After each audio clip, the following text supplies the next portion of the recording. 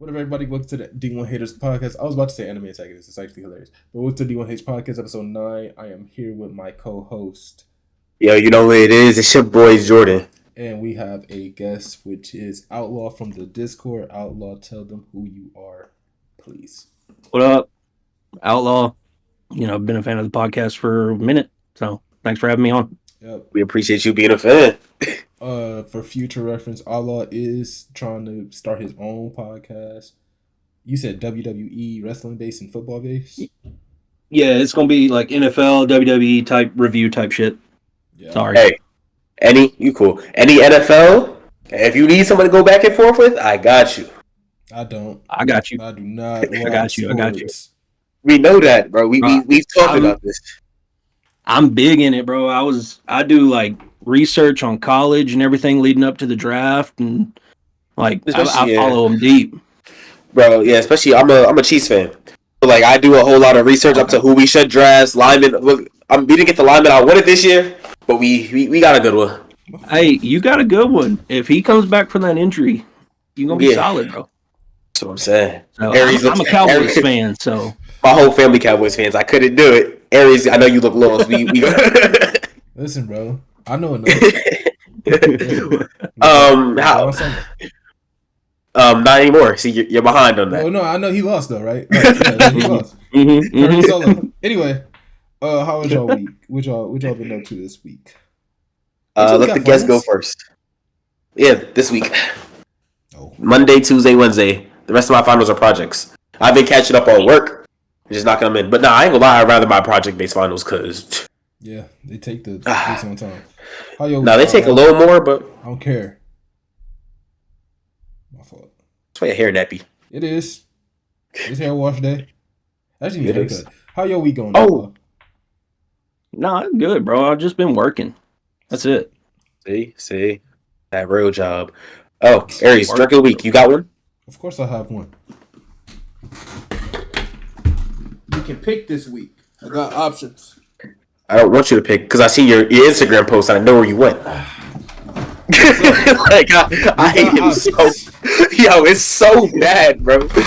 We can either go with Baja Blast, right? Or or I'm not guessing the second one, bro. You got it. You sure? No, I'm not guessing, bro. Go ahead. You want to take a guess, Aldo? Is it that like pineapple Mountain Dew? Absolutely not. Whatever it is. It's or Baja Blast. The Baja Blast? Yeah. Yeah, that's exactly why when he said options, I knew what he was doing. That's why I said I'm not guessing the second one. Hey, I was about in solidarity with you this week. I almost got me one. You might as well. They're great. Do not. Over here, we got a watermelon limeade from Chipotle. Shout out Chipotle. All right. Now, I like I said, I was gonna get a Baja Blast, but then I wanted a coffee, so I got a Monster's Killer Brew. That's the best design I've seen. That's the best Monster can I've ever seen in my life. Yeah, it's a triple shot espresso mocha coffee, but then as backup, I got a regular Dr. Pepper. I didn't even know Monster made coffee. Yeah, dude, Java Monster's sick, actually. Look at you. Bro, it smell like Baja. How long are we in here? How much minutes we in? We are at 3 minutes. So I can curse. Okay, word. That shit smell like Baja ass. It does. That's all I wanted to say. Just wanted to make sure it was good. Baja ass. This week, I'm in low-key chilling this week. I went to a party. I went to one of my coworkers' birthday parties. You know, my homeboy. I was playing princess and all that. I was playing dress up princess and all that. I wasn't. Absolutely not. But wait, you said you wasn't. Wait, you said you wasn't. I wasn't. The other people there were. No. I was about to say. There was somebody that came dressed up, but ain't no party like an Aries party. It wasn't an Aries party. I just said it wasn't Bob's party. I had this blue raspberry Smirnoff. That was fire. Other than that party. Oh, also I went to oh no, that was last week. I want to go see Until Dawn. That's what I'm probably gonna do either today or Thursday. But I want to go see Until Dawn.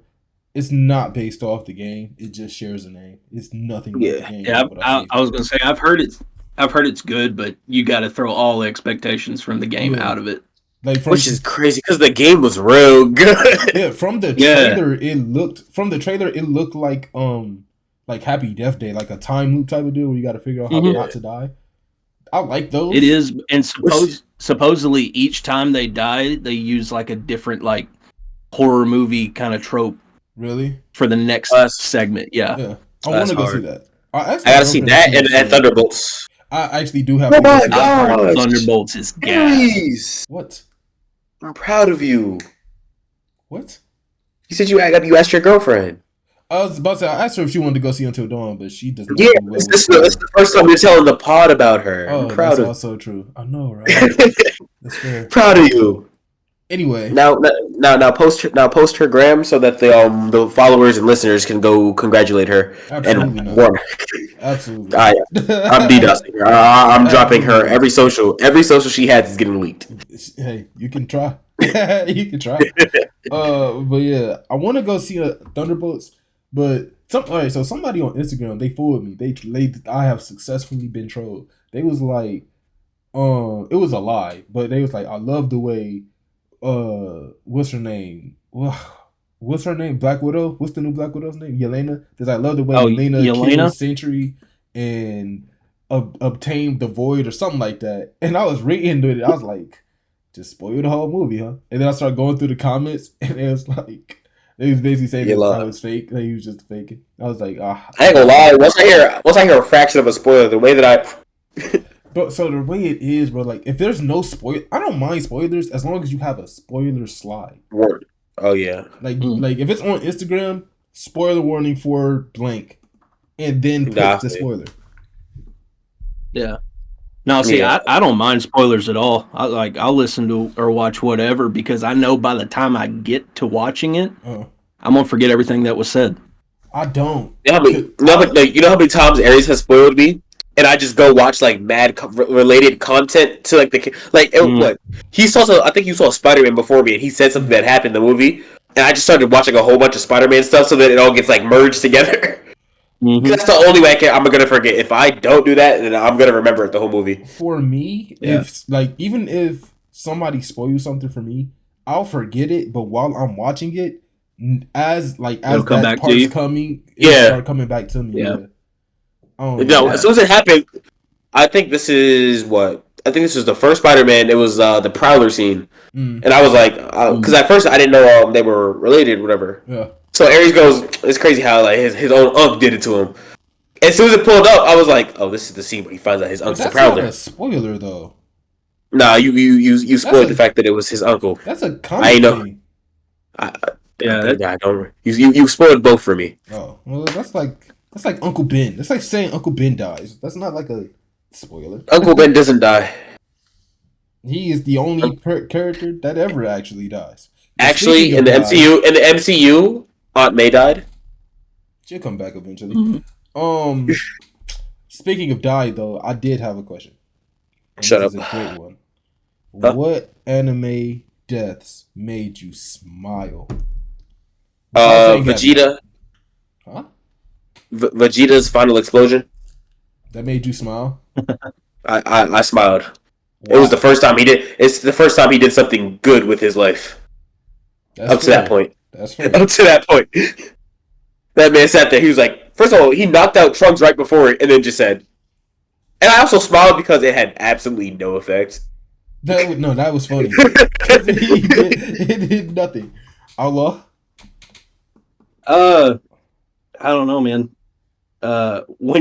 When I first thought of it, I was gonna troll y'all and say Paul and Mashuko Tensei, but I smiled when Paul died. That's because I knew he was about to die. When they sat down at that fire and it was like, yeah, I can't wait to get back home. I was like, oh yeah, somebody was packed. Somebody's going. No, but for real though, I'd probably say like Hidan in Naruto.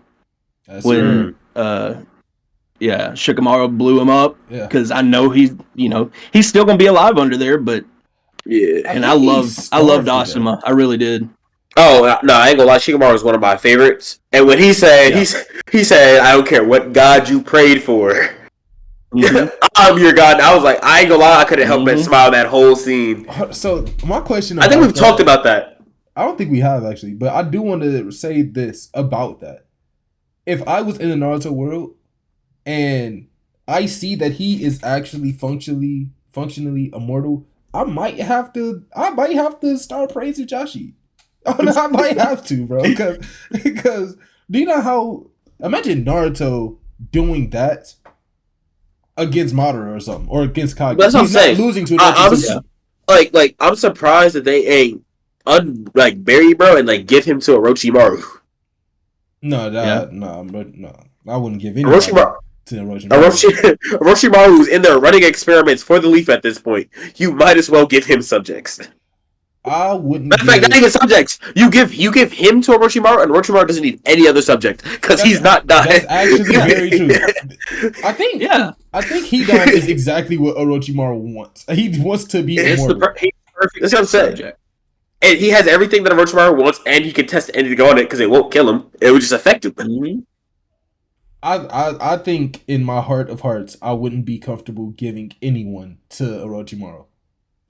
They be giving people to Orochimaru like. I'd be okay with giving Hidan because of what. Probably put him through. Bro, you gotta understand, bro. You know, in Ninja Storm 4, Asuma was my main just because he was actually getting in and throwing hands.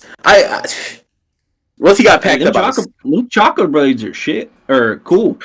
Bro, first of all, the way that he could extend them, bro, if he missed, he just While we're on the subject of Naruto, before I tell you who death made me smile, how do y'all feel about Kurenai using Genjutsu on Itachi? Because I just thought about this the other day. It's not as bad as people make it. So at first I was like, "Are you dumb? That's his whole thing." And then I realized at that point in time, Genjutsu was also her whole thing, and she thought she was nicer than him. So it's like in my head, if I think I shoot better than Ares, I'm gonna take him out on a 3-point contest. We gonna go head to head. Like, I know Ares can, ball a little bit, but I think I'm better. Right. I'm gonna challenge you. So in her head, that's rational. Okay. She's like, I don't know what he's been on. I'm nice at this shit. Okay. Let's put it to the work. I get that, but I mean, the Uchiha clan was known as a Genjutsu clan. That's true. That's why I don't. But she's known as Genjutsu. So it's like that's what they master in. Though. But there is one and very, very important detail to know about Kurenai during OG Naruto. She was new to being a Jonin. Like, Asuna, when we first meet her, Asuna was like, "Oh yeah, that's right. You're new to this." I forgot what they were talking about. But I can't even call her. Itachi Uchiha. Oh yeah, because they were talking about Sasuke. They were like, "Oh yeah, you're new to this. Itachi Uchiha killed the whole clan. Yada yada yada." So even if you know that Uchihas are Genjutsu specialists or whatever, in her head, he's still not nicer than me. I don't know him. You can be in the bingo book, so is everybody else. I'm a Jonin. What you gonna do about it? You know what I'm saying? I'm a Jonin who's mastered. As far as I know, I've mastered Genjutsu. Yeah. Yes, your clan, your whole clan's above average at it. So. But let me put it like this: if she walked up on any of the other ones that didn't have a Mangekyo or Itachi, her Genjutsu would have worked. Probably. Yeah. Itachi's one of few that she can't overpower. Well, and because you got to think she had to have been young whenever Itachi wiped out the Uchiha clan. That's also true. Younger, she probably didn't know how nice they were. That's what I'm saying. In her head, she's like, "Ain't nobody better at this illusionary tactic than me." It's me. That's true. Come on now. So I want to that's one thing I wish we got to see. Even if it's just a picture, I want to see her clan because I want to know if they all are Genjutsu nice or is it just her? That's what she decided to specialize in.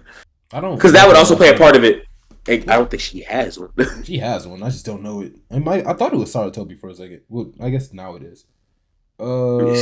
Here, I'm gonna search that up. Kurenai clan is Sarutobi. Oh, Yuhi. It's the Yuhi clan. Yuhi. But she got married. Oh no, it's Sarutobi. It's Kurenai Sarutobi. You sure? Now it is. Yeah, she got married, didn't she? She had bro baby. Yeah. But that's like saying Hinata's from the Uzumaki clan. No. It's a Kurenai Yuhi's red eyes are a family trait, not a Kekkei Genkai. So it's Yuhi. It's a Yuhi later Sarutobi. Yeah, so it's Yuhi. Yeah. Her clan's affinity for her clan was also known for Genjutsu. Okay, so there we go. Okay, there you go. So she was like they do this, but I do this. It's just they do. So you're telling me being nice at Genjutsu just makes your clan born with red eyes? Low key, maybe, yeah. Because would you rather have Sharingan or Byakugan? I think. What would you rather have, Sharingan or Byakugan? Outlaw, I'm gonna get you. I don't know. I kind of want Sharingan. I think you can do more. I think you can do more with Sharingan once you get the more Tomoe, and then you can unlock the what is it, Tsukiyomi and shit like that. With the Mangekyo. Ain't gonna lie. And Mangekyo. I'm going with that. I'm going with Sharingan as well. Cause I'm thinking about like even in like uses now. What is me seeing your chakra points going to do for me in this life? In this life. Yeah, like Byakugan's cool, but like it's limited in what you can do with it. And then you gotta learn everything but that little blind spot that you got packed up. But with Sharingan, you're faster, or you can see things at a faster rate. You have you can see further potential for Kamui, Amaterasu. No, you don't Tsukiyomi, Mangekyo. That was their personal thing. You can though, but you gotta go. But you have. Okay, you have the opportunity to unlock that stuff. To unlock that stuff, you have to go through like emotional turmoil. Like Aries, peep game, Aries. Let me tell you something. You ever been a teenager? You're not a teenager. You ever been a teenager? Right? Let me tell you something, Aries. You ever work with teenagers, Aries? It's emotional turmoil. Let me tell you something. But you're not gonna feel that. Like you'll be mad, but you're not gonna be so mad that you awaken another Tomoe. I ain't gonna lie, bro. You hit one of them canon events, you might get another Tomoe. And then, okay, let's say you start off with the base one, and then you go through something. Now you unlock one more Tomoe, and now you can see somebody move before they do it. I'm becoming with two Tomoes, or with one Tomoe. I'm becoming a boxer. Y'all are not touching me. I guess. like once I start. Matter of fact. Anything athletic you can do when you get a Tomoe. The ball getting thrown your way. Slow down. You can see. Yeah, I was going to say fighting. You could be a UFC or boxer. That's what I'm saying. Mangekyo or But I was saying like sports and stuff. I'd rather have the slow down perception because in your perspective it slows down the movements. Byakugan, yes, I can see further and I can see. Down. Yes, it does. No, you just see it. Like, you just see that happen before it happens. It doesn't slow him down. Naruto, when Sasuke fought Naruto, he couldn't see Naruto. Like, you perceive it faster, basically. You see, you know what an after image is? You see a before image. It's literally you just seeing what they're about to do. When Sasuke was fighting Naruto, Naruto was too fast for him to see. The other Tomoe unlocked, and he was like, I can see the movements now, and he was just tracking. But I'm saying he could see where he was going to be. That's how. But perceptively, that slows him down. Yeah, so like if I can, it doesn't physically slow him down. That's what I'm saying. But in my perception, he's moving slower. Like I can see everything he's doing now. But the Byakugan essentially does the same thing because you can see with the Byakugan, you can see what they're about to do.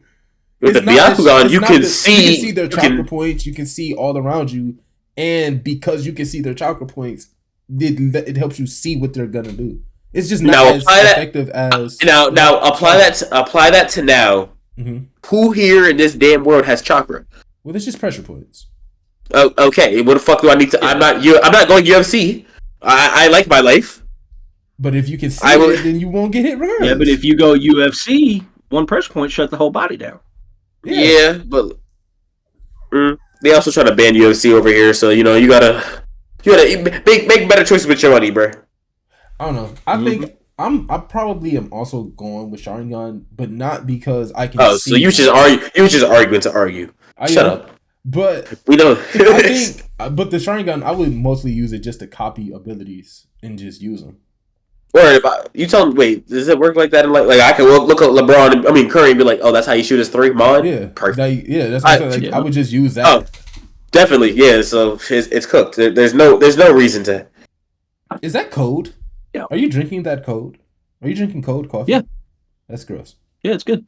I actually have that shirt. Good. That's crazy. What shirt? The shirt that Outlaw's wearing. You know what's crazy? I have mine right next to me. Yeah, mine's literally right there. Yeah, I just didn't change whenever I got back from church. So back to what I wanted to say. The person who died that made me like smile and giggle, besides Jiraiya, the character who died. Jiraiya made you smile. He's evil. He's evil. He's so evil. Ooh. Bro, listen. Why'd you go alone? There was no need for you to go alone. Like, he thought it was a 1-on-1. He was gonna smoke, bro. He was gonna smoke, bro. The same way you smiled for Vegeta, I smiled for Jiraiya. Because I was like, you did this to yourself. No. Vegeta really did it to himself. Jiraiya would have went there. Seen it was one pain and smoked the one pain. When you go there expecting a 1-on-1. And your shadow clones can work. Shadow clones don't work when it's not shadow clones. You fighting 6 real people. I understand what you're saying, but going to the place for recon, you could have taken Anbu with you. Anbu or fodder. He would have died regardless. He wouldn't have. He could have used them to escape. He was, Jiraiya was gonna. Jiraiya would never leave them niggas. Besides Jiraiya, you have a mental problem. I want you to know that. I ain't gonna lie. It also made me smile when Paul died. because it was Father's Day. It was Father's Day. Yes. Like, I ain't gonna lie. Having the goal to kill him on Father's Day was hilarious. But, disgusting work. I ain't gonna lie. You watching like? Huh? I'm about to say Paul and Gabby from AOT and Sasha. I actually smiled. Gabby does not. Gabby does not count. Everybody was happy. There's one that made me laugh out loud. It was whenever Frieza killed Krillin. That too. That's not even. I ain't gonna lie. That's not fair because like that was funny to me.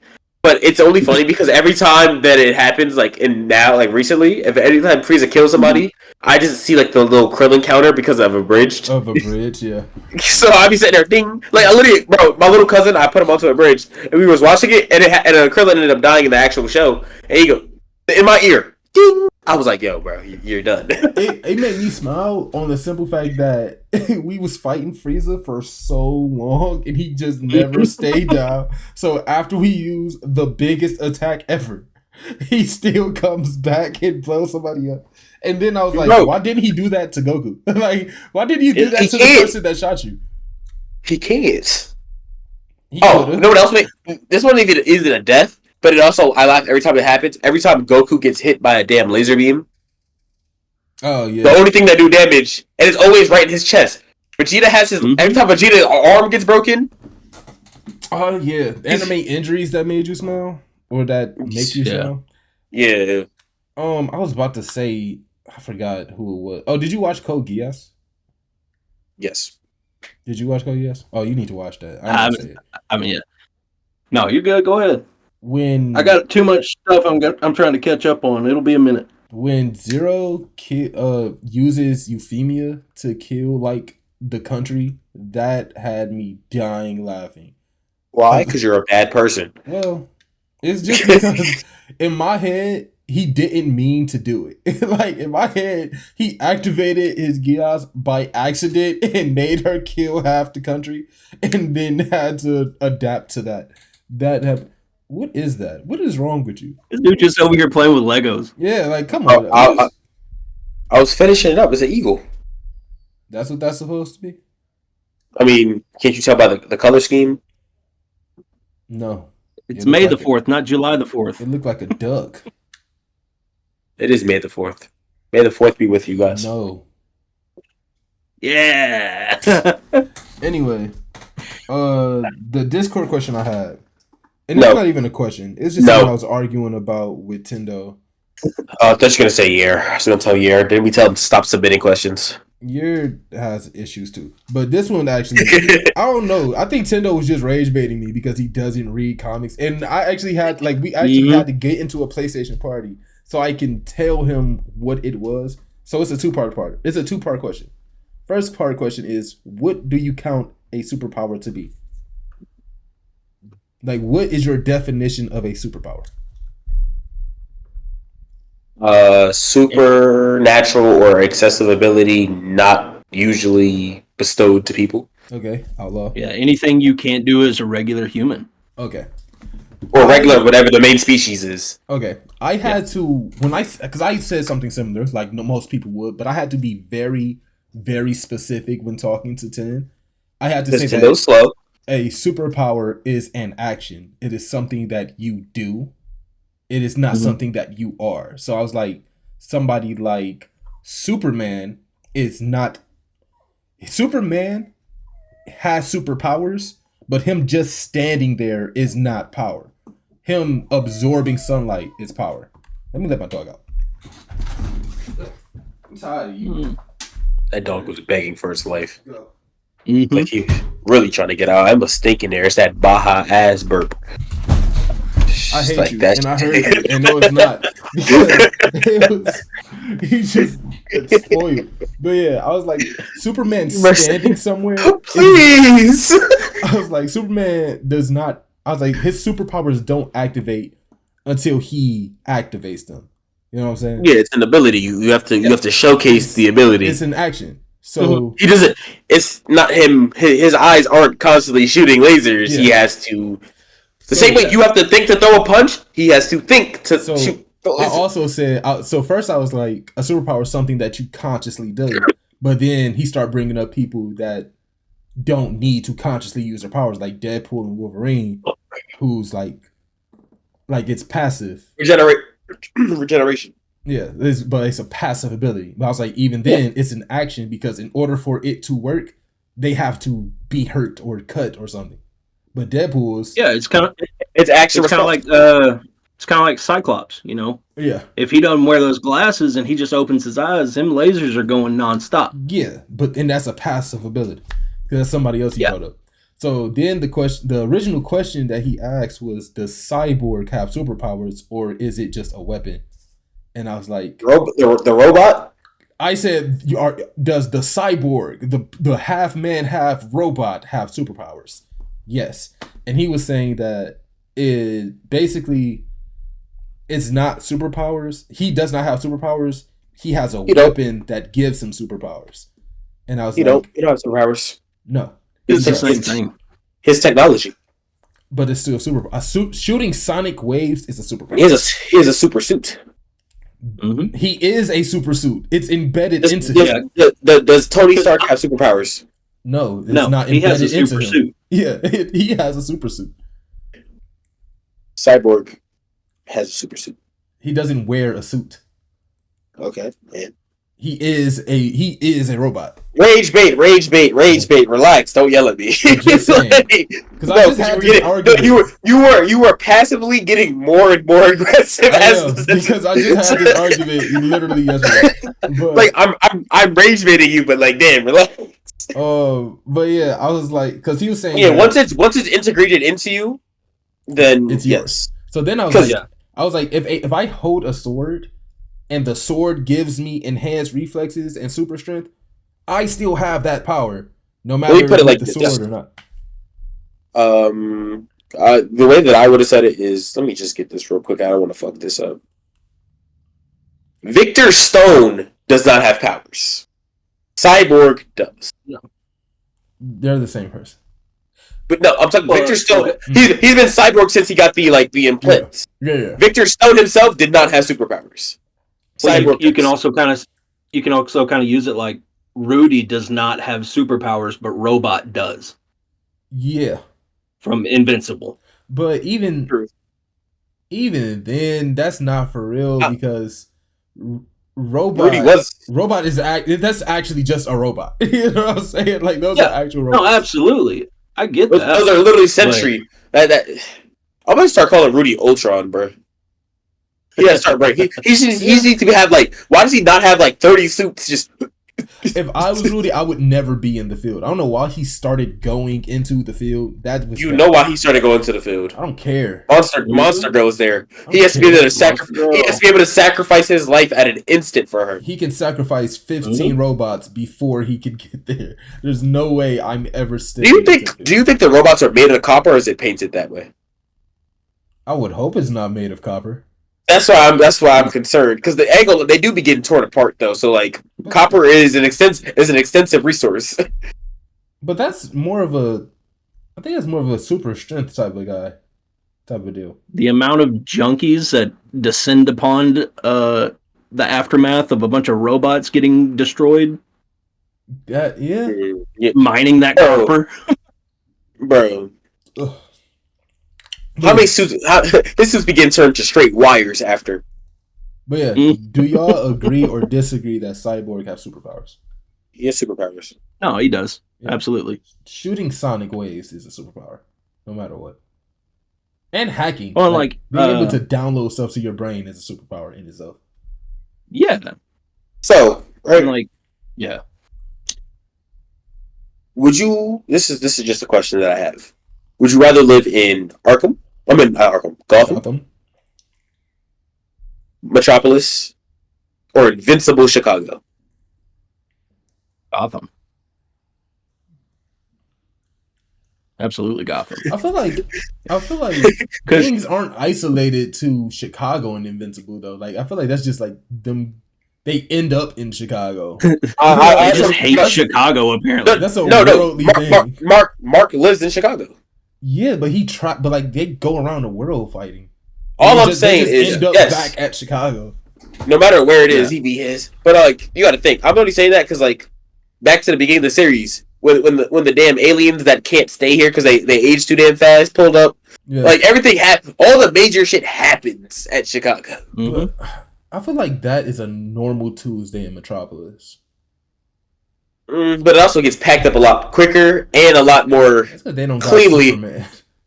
That's what I'm saying. They have Mark. So you got to think, if you a civilian, who you think gonna come to your rescue the best way? Mark was mad and put Conquest through 3 buildings. He might have murked you right there. That is true. But I would very much rather dying to somebody me being thrown at an invincible person than Darkseid turning me into a parademon and killing me that way and torturing me off the strength that Superman is here.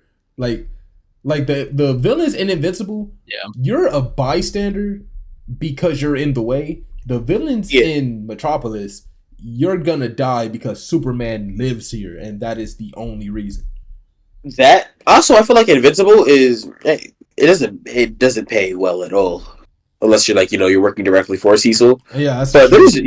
You know how mad you know how Invincible has mad options. You can just become a superhero. Bro built a gravity fucking shit in his room. Me personally, if I'm that smart to build this stuff, I'm not becoming a superhero. I'm selling the technology and being rich. What are we doing? But that's what I'm saying. You know how easy it is to like become either a superhero or villain in the Invincible world, bro. You can wake up one day and be like, all right, go on eBay. Ooh, lava gun? I'll become flamethrower. That's also true. Bro, the team were poor. Did you I know. They were poor. Actually, weren't they living in like the Golden State Bridge? Yeah, I think and then Cecil just in the top of the bridge. Yeah, Cecil just recruited them after. I feel like ain't gonna lie. Living there though. Who was on team? Who was on team? Everybody. Eve, right? The Eve, Eve. Yeah. Eve was on there, right? Yeah, Eve, Rex, Monster Girl. How the fuck are y'all poor living on the bridge with Eve on your team? If you don't make me some gold. Yeah, Eve. That was the dumbest part about Invincible. Her like offering for them to get jobs and she can make gold out of air. I get she's hyper conscious, don't want to fuck up the what's it called? The economy, but damn, bro. Yeah.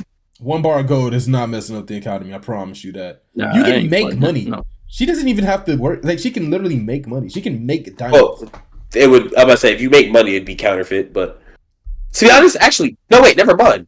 Cause making paper, like the paper money only messes up the economy because it represents a fraction of the gold. If she just starts making gold, Yeah. She's not messing up the economy. She's just unless she makes too much and then it's not worth nothing. Yeah, but 2-3 bars, that's enough to get you set for life. Matter of fact, I'm going to. She don't have to do that. Matter of fact, Cecil be in the Pentagon. If you don't go directly to the Pentagon Treasury and be like, hey, give me this amount of money and I drop 4,000 gold bars in here to pay for America's debt. Now that I'm thinking about it, low key, she don't even need to do that because she can make anything. She can make food. Yeah, know that, but yeah, you know something about it. Anything that you need that you know how everybody wants to be a superhero. Everybody wants to be a superhero, right? Once you're a superhero, I feel like it's the opposite. I want one normal day, just one. I feel like that's how Ray was. You got all that responsibility on you. Hey, I ain't gonna lie. Once I'm a superhero and Invincible, I ain't got no responsibility. I was about to say who. If I see like Metropolis, where it's regulated, okay, maybe. Gotham, where if I don't help somebody, I'm a superhero, and Batman sees that I'm more harm than help, and he might break my leg in my sleep, maybe. Invincible, where we're all freelancers. Absolutely not. Oh, I'll choose when I want to save you. Matter of fact, I'm descending on you like Conquest, talking about some stand ready for my arrival. Oh, you need help? How much money you got in that wallet? How much money you got in that wallet? The difference is in Metropolis, if you are like, let's say you're fighting somebody, 9 times out of 10, if you are like getting outworked, eventually somebody from Superman's family is gonna pull up. Like you're gonna have one of the Cal L's. One of them. One of the L's are pulling up. If you're in Gotham, you might have to suffer a little longer for Batman and his people to pop up, but they gonna come. And Invincible, they will let you suffer. Like they're not popping up. Mm-hmm. Oh, remember, Cecil literally sat there and watched Mark get dog walked. Why? Because in every other universe, the heroes are guaranteed to be able to handle the threat in some shape, way, and form. And Invincible, they don't know what's happening. Nah, to be fair, I think wasn't the teleporter like on recharge? I don't think he could actually go. My headcanon is that why am I teleporting there and Conquest is in front of you? There's no way I'm coming to you right now. No, my headcanon is you was just in here with your hand on my throat threatening me. Nah, live it up. Live it up. Have you seen the CJ the Champ edit? No. I'm gonna send it to you. Literally Cecil they have a clip of Cecil sitting there talking about something, go save him. After he just manhandled me through 3 buildings? No, we go watch this. I don't get his notifications anymore though for some reason. Yeah, I turn him off, turn him back on. He's cool. He dealing with a lot right now though. That's fire. Like, he's one of my. I guess if you're a part of something like Guardians of the Globe or Teen Team, you're nuts. You're supposed to handle it on your own. But in season 1, Mark was fighting them aliens, and Teen Team pulled up hella quick. Well, that's because that's their jurisdiction. Yeah, they were in the area. It was pulling up already. True.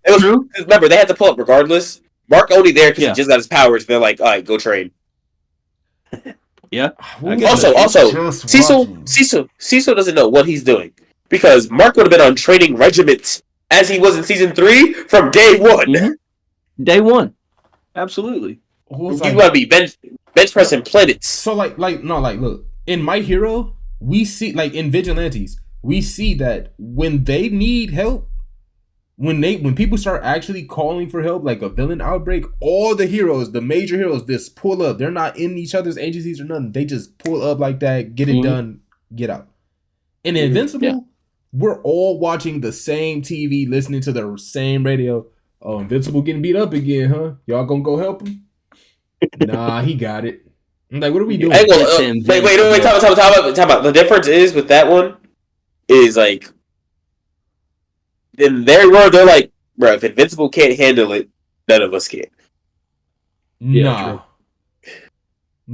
If I'm gonna go season 3. At this point, everybody knows. Even remember, Rex had the whole inferiority thing. Oh, I get it. He's like whatever. No, they know that if Mark is struggling, like some people, like you get the people like, what's his name? Didn't Bulletproof want to go? I feel like go out and fight to bring up Bulletproof. I like he's literally just Black Mark.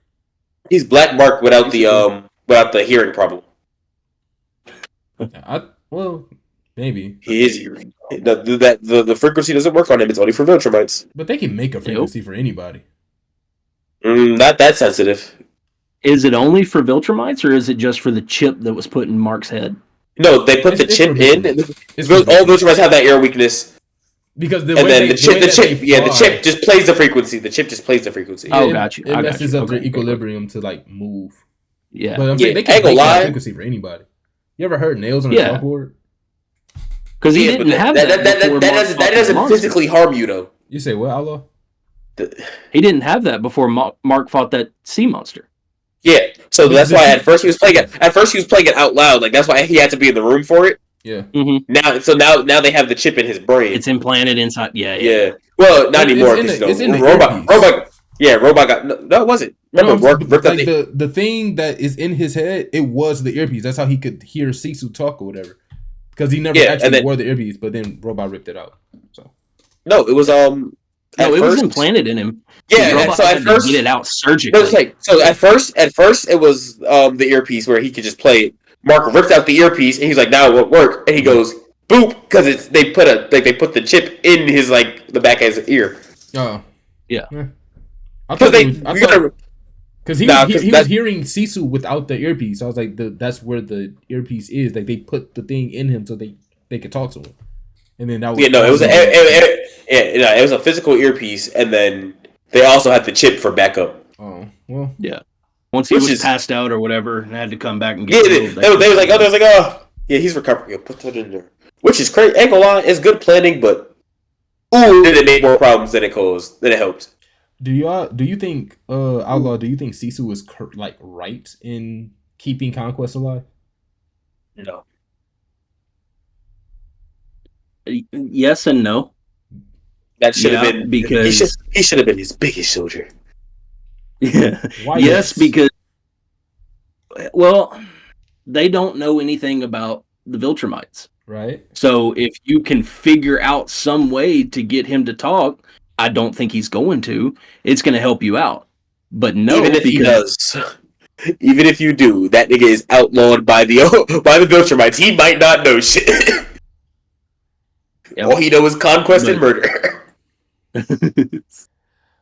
But no, because he's going to break out of that 20-ton cinder block easy as hell, and then you're dead. I'm more scared about that because the fucking Allen shit where the other Viltrumite was like, yeah. So the way this shit works is if you heal on your own, you'll come back stronger. Mm-hmm. And then this is right after we learned that about from Allen and them. So I don't know if he learned that through how Viltrumites work. But if he did, then that tungsten is not doing anything, and then Marcus is really going to get his ass kicked. I think it's just Allen, though. I think it's that race and how he was genetically modified. Are y'all taking out the mental block from Eve after that conquest fight? That's not something. Or trying. I was saying, but it was they. That's what I'm saying. Are you no? Because they have a limiter in so where she can't use her full ability until she's dead. No, it's a mental block. It is a mental block, but she can't unlock it until she's gone through very traumatic. That's what I'm saying. All right. Event. And the same way they put it in, are you putting her in the reversing process after Cecil? After Conquest. Oh yeah, no, they've got to get clicked up. We need you to be able to just kill people. Yeah, I need you to be able to conquest here, Bubbles. Yeah, I need you to be able to just have the reality stone. Yeah, no, I would, and then immediately get her on training to control it. That's the reason they put that. That's the reason they put that block in her in the first place, is because she couldn't control it when she was a kid. Yeah, I'm about to say, but yeah, as a kid though, with powers, even Eve's powers, bro, you're randomly turning everything. So you was turning flowers to gold, people to chicken nuggets. Now that she's older, I feel like she's good. Yeah. Nah. No. You think Darkwing's ever coming back? Didn't he die? He jumped into the portal with the mark. He's in the shadow realm thing. Yeah, he's not. You never see him again. Yeah, we ain't never seen him. Hey, I learned with this: nobody who you think is dead is always dead. No, they're dead for sure. Rex is gone. Darkwing is gone. Oh no, Rex we know is dead. Rex went kabooey. We seen that. Darkwing knows that if he tries to open up another portal, that Invincible comes out. Okay, that could come out now. Nigga get smoked. By who? By what? Eve? Yes. Not by Eve. The one mark is getting one mark clone is getting smoked. Not by Eve. He not. Eve couldn't fight Conquest. Eve's the reason Conquest is where he is. No. He ain't gonna lie. If Eve was fighting the Mark clones like she fought Conquest in the beginning, more Mark clones would have been packed. Absolutely not. No. What? Pause. Wait a minute. Because hold on. Wait a minute. The way she was fighting Conquest in the very beginning. Y'all, wait a minute. Pause. Because you do know that all of those at the other very marks, beginning, no, all of those other marks killed Eve. Like they all killed Eve, and those marks were actually evil on their planet. So those Eves would have been fighting to survive. Those marks were also weaker than the one we have here, and they all killed. So I'm assuming in comparison, their planet was weaker too. No, they're weaker because our mark has been training. So they're weaker because they sided with Omni-Man. Our mark is stronger because he has to train to beat Omni-Man and Viltrumites when they come back. They have backup of their Viltrumites. Oh no, bro! She was kind of putting the beats on bro a little bit. She dies. She was, but she didn't put any damage on him. My question is, that's what I'm saying. And my question is, in that universe, if she has a limiter where she auto heals and has God Ray, how did the marks get past that? Because that we would have packed up armor. Because they speed blitzed her. One mark literally paralyzed her. Oh, he paralyzed her. Yeah, I was gonna say you saw in that. Paralyzed her. Literally, he might have known about this shit because he paralyzed her and now she can't do shit. She's not on death's door. So like the limiter don't break. That's smart. Yeah. Now I do know something that I'm not gonna spoil. Yeah, shut up. But Eve dies. Like she dies to Marks, bro. Like, oh, Allah. If you were Mark, are you telling current Eve that her future self was old, decrepit, and depressed because you didn't get no dick? No, I would. You're a bad person. I would.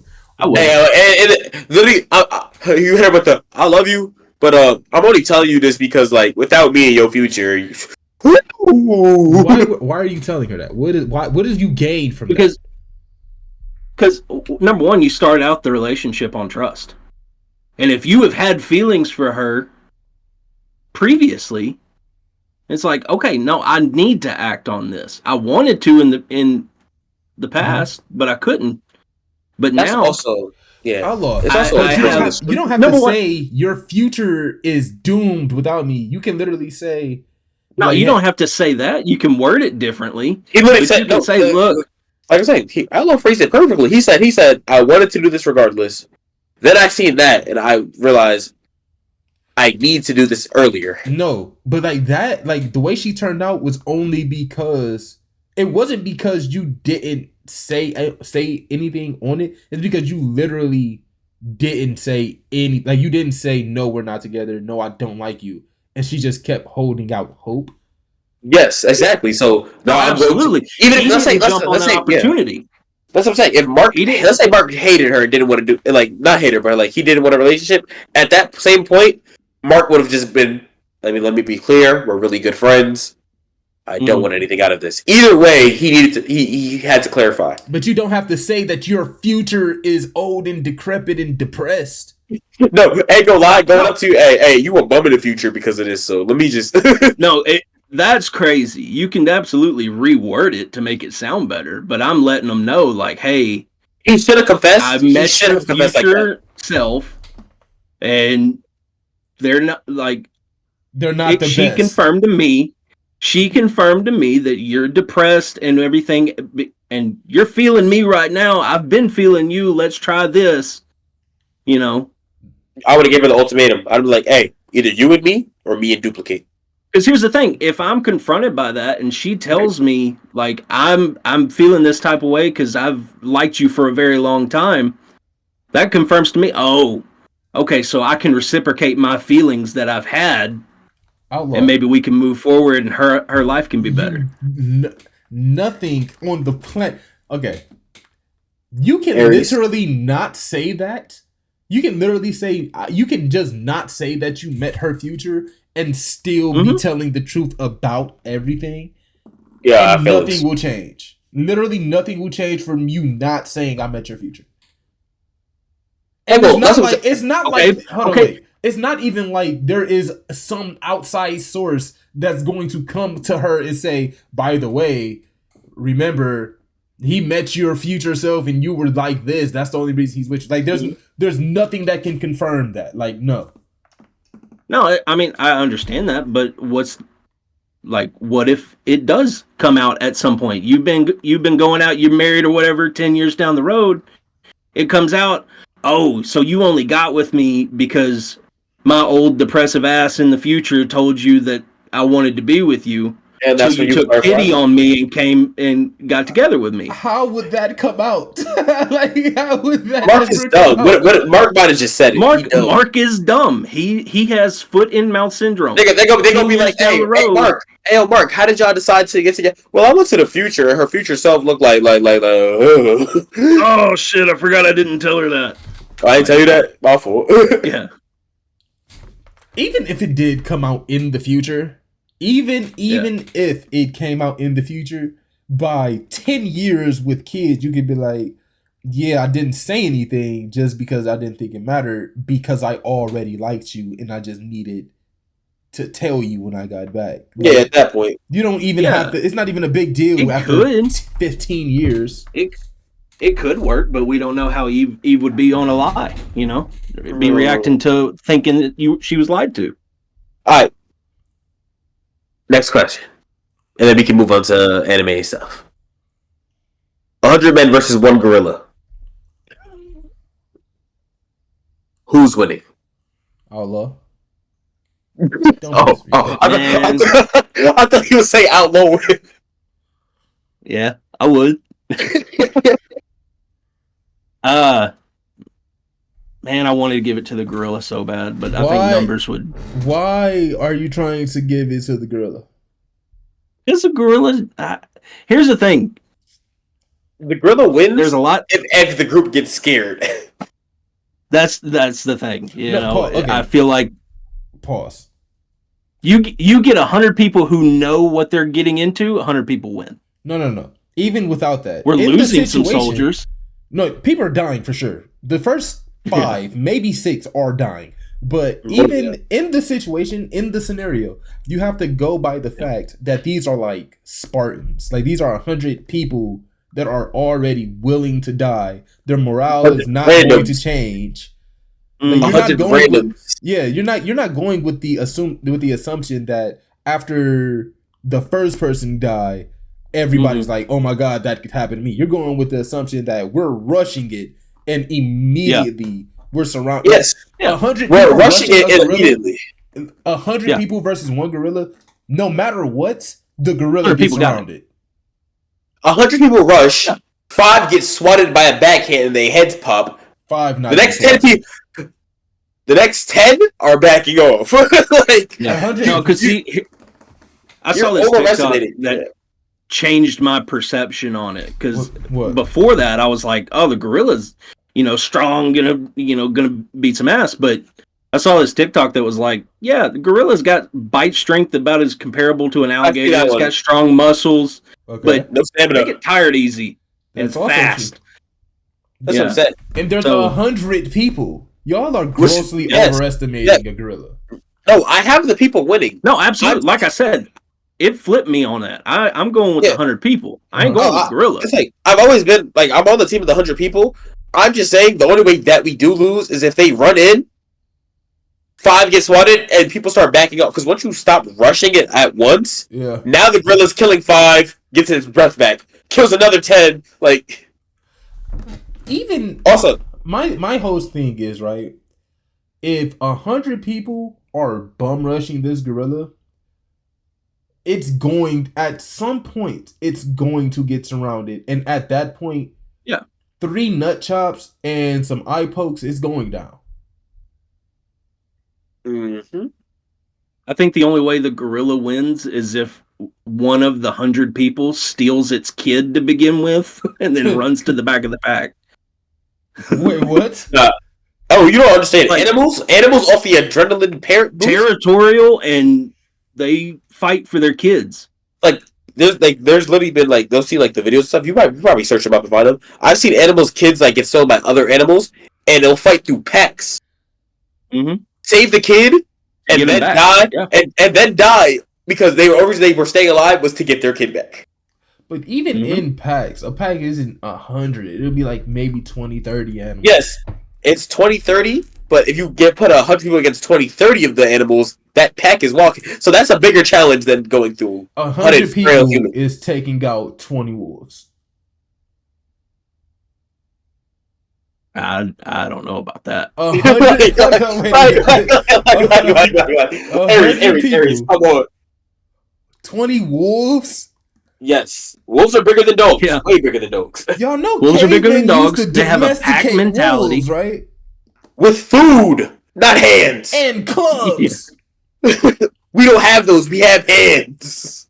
You know why they started to domesticate it? Because they learned, don't mess with the pack. Yo, no, they started domesticating because they can send it out to hunt and bring me back meat. Yeah, they started domesticating it because these things are a problem. Let's make it everybody's problem, but ours. Let's make it our friend. You make it family. Oh, wolves are very cool with their pack. They love working in the pack. Okay, we are pack. Let me see this timestamp. We have 56 minutes. This is because now I gotta ask TikTok because 100 people versus 20 wolves. 20 wolves. I'll do you one better than TikTok. Yeah. What's the division on that? Yeah, GBT. That's five people per wolf. Yeah. You don't think 5 people can take down one wolf? Each. You see, that's where you're going wrong. Is wolves are pack animals and they're very strategic. Yeah, they're not going to split up to one. No. Wolves know how to cover. Wolves know how to cover blind spots. Yeah. 20 people over here, 100 people over here. They all rush at each other. But we're already outnumbered. See, and you're putting rush. You're putting rush. Wolves don't always rush their prey. Now, if you rush them and they're back to the wall, wolves can cover blind spots. You put 100 people together, black people can't even get together and organize a cookout. Well,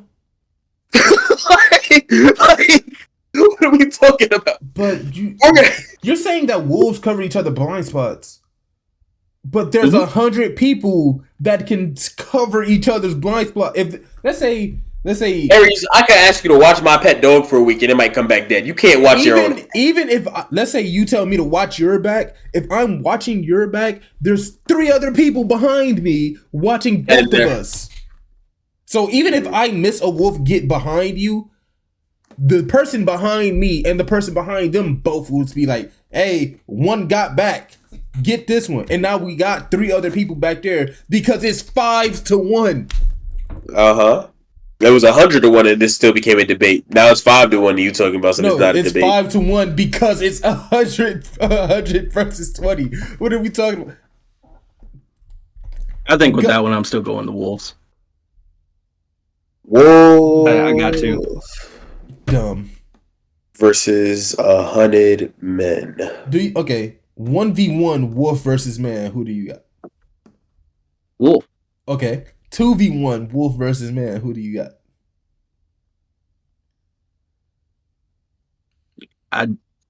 I think I'd still go wolf because you said 1v1. They're powerful, bro.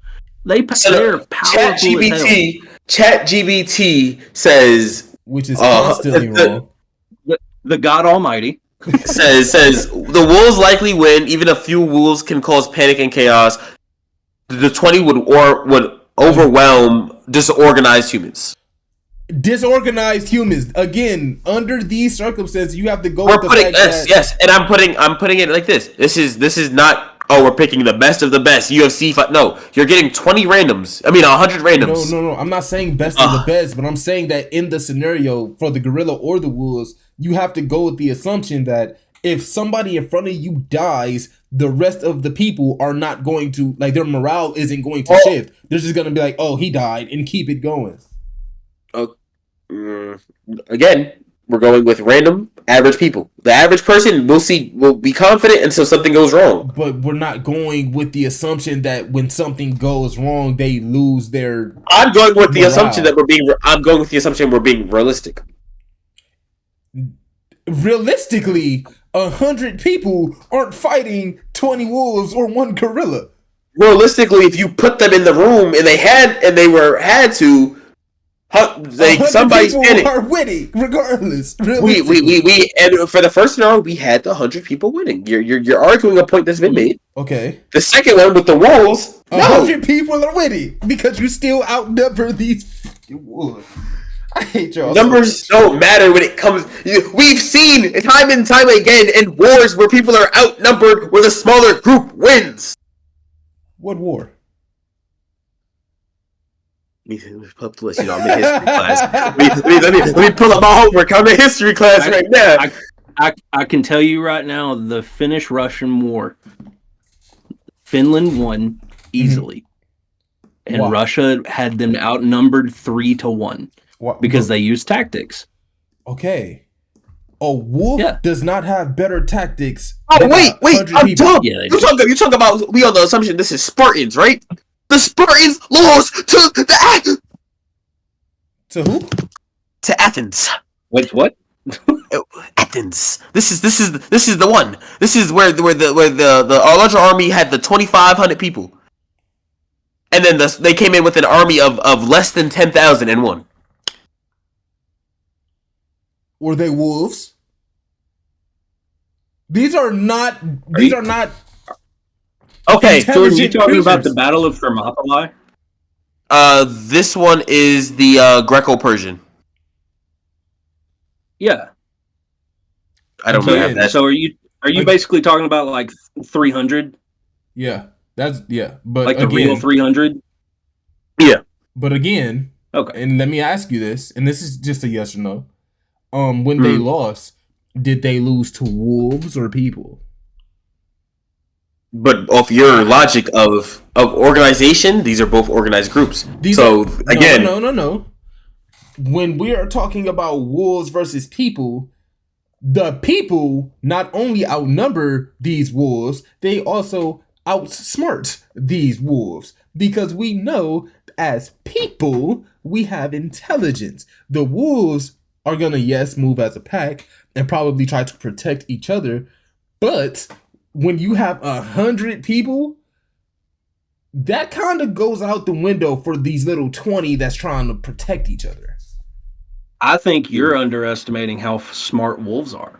No, I'm not underestimating how smart a wolf is. But are you saying that a wolf is smarter than the average person?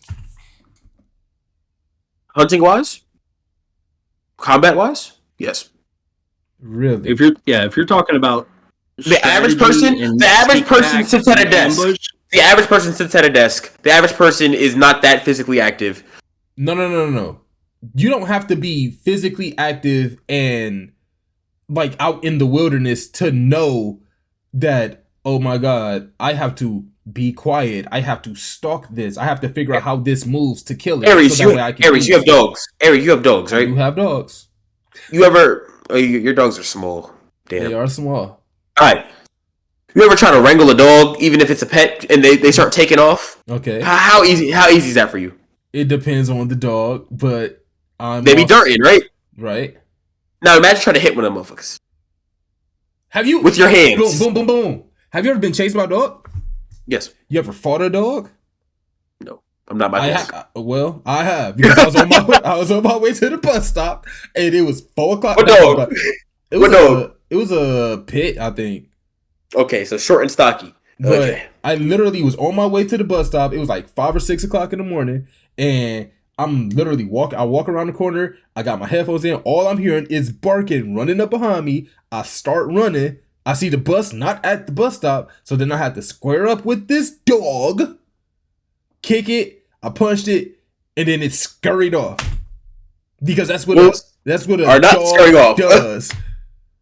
But again, if 5 people is baiting on this wolf, before it like cowers and runs, I'm gonna say the only time that y'all are getting damage. The only time that y'all are going to get damage onto the wolf is when it gets its attack in. So 5v1 a wolf. Who do you got? 5 people versus 1 wolf? Yes.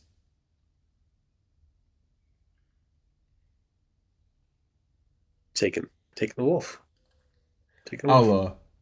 5v1 wolf. I'm just going off the fact that after, like, by the time he gets to one person, y'all can punch and kick, and if he does scurry off, you're sitting there weakened and shredded up. You outlaw. No. Versus 1 wolf. Smokey. I'm taking the wolf. Here's the thing. The closest thing. 1 mouth. Okay. The closest thing we've got right now domestically to a wolf is like a German Shepherd. Technically, it's a dire wolf. That dog comes. Whatever. That if that 1 wolf goes after 1 person, gets their neck, they're dead. The 4 rest of them can try and pull them off, but that wolf is way bigger than any dog we've got right now and stronger. Outlaw. Using that example, right? The wolf jumps at somebody's neck. 4 other people are beating on this wolf. Okay. I still think they're for 5v1 for 5v1. I'll give it to the humans. Anything where it becomes a group, I'm starting to give it to the wolves. So, wolves' strategy is pact based. Okay, but wait. I'm saying you said. I know what you're trying to do. You're trying to do the math. That's not going to end up. No. Listen, I'm saying that if you say that 5v1 the wolf loses, that means that 100v20 the wolf still loses. And Elmo, what I just say? I said he was trying to do the math. When it comes to group hunting, here's the thing: 1v5, I could see the humans winning. You double it up, 10v2, I got the wolves. Really? Yeah, but it would only once. But the thing is, if you do 10v2, it still turns into the 1v5. And you gotta realize, okay, let me put it like this, right? You're going off the assumption wolf bites down, holds on to you, is ripping out 1 person. Mm-hmm. Wolves, I'm a big nature, but they be running through. They'll run past, grab a chunk, and it's still in stride. There's no saying that the wolf has to stop. No, I know that. You're not. Put your hand out. You're not catching a wolf. You're not catching a wolf. I wasn't saying that, but I'm also saying that yes, a wolf doesn't have to stop. But when a wolf is cornered like that in like a 5v1, when a wolf is cornered, the what it's gonna do is grab onto somebody and not let go to try to cause as much damage as possible. That's what the nature documentaries say. I'll be on Discovery. Yeah, they also say that they'll go for a weak part like wrist or ankle, and they don't have to bite down. They'll cause damage to those areas so that you can pursue, and they'll just keep. My entire point is that once a wolf launches, it is now open to however other many people there attack. Once it launches to you, let's say it's us 3 versus 1 wolf. How much is your kick doing to the wolf as it's biting down on Outlaw? I did play soccer. I do have very strong legs. Aries, when's the last time you played soccer? Literally yesterday. And who'd you play against? Other people that played soccer.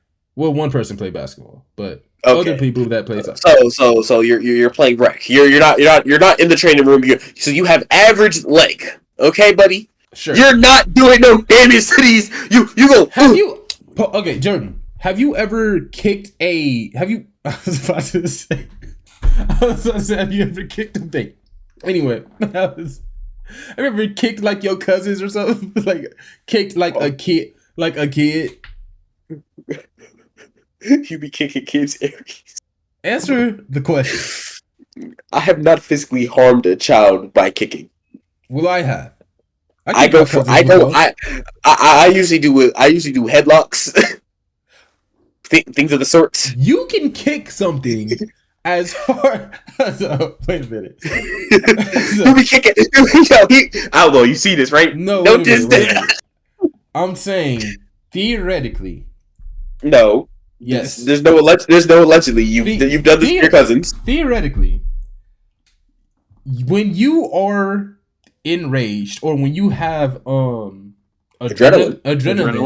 pumping through you are stronger than you would normally be. So while same thing applies to animals.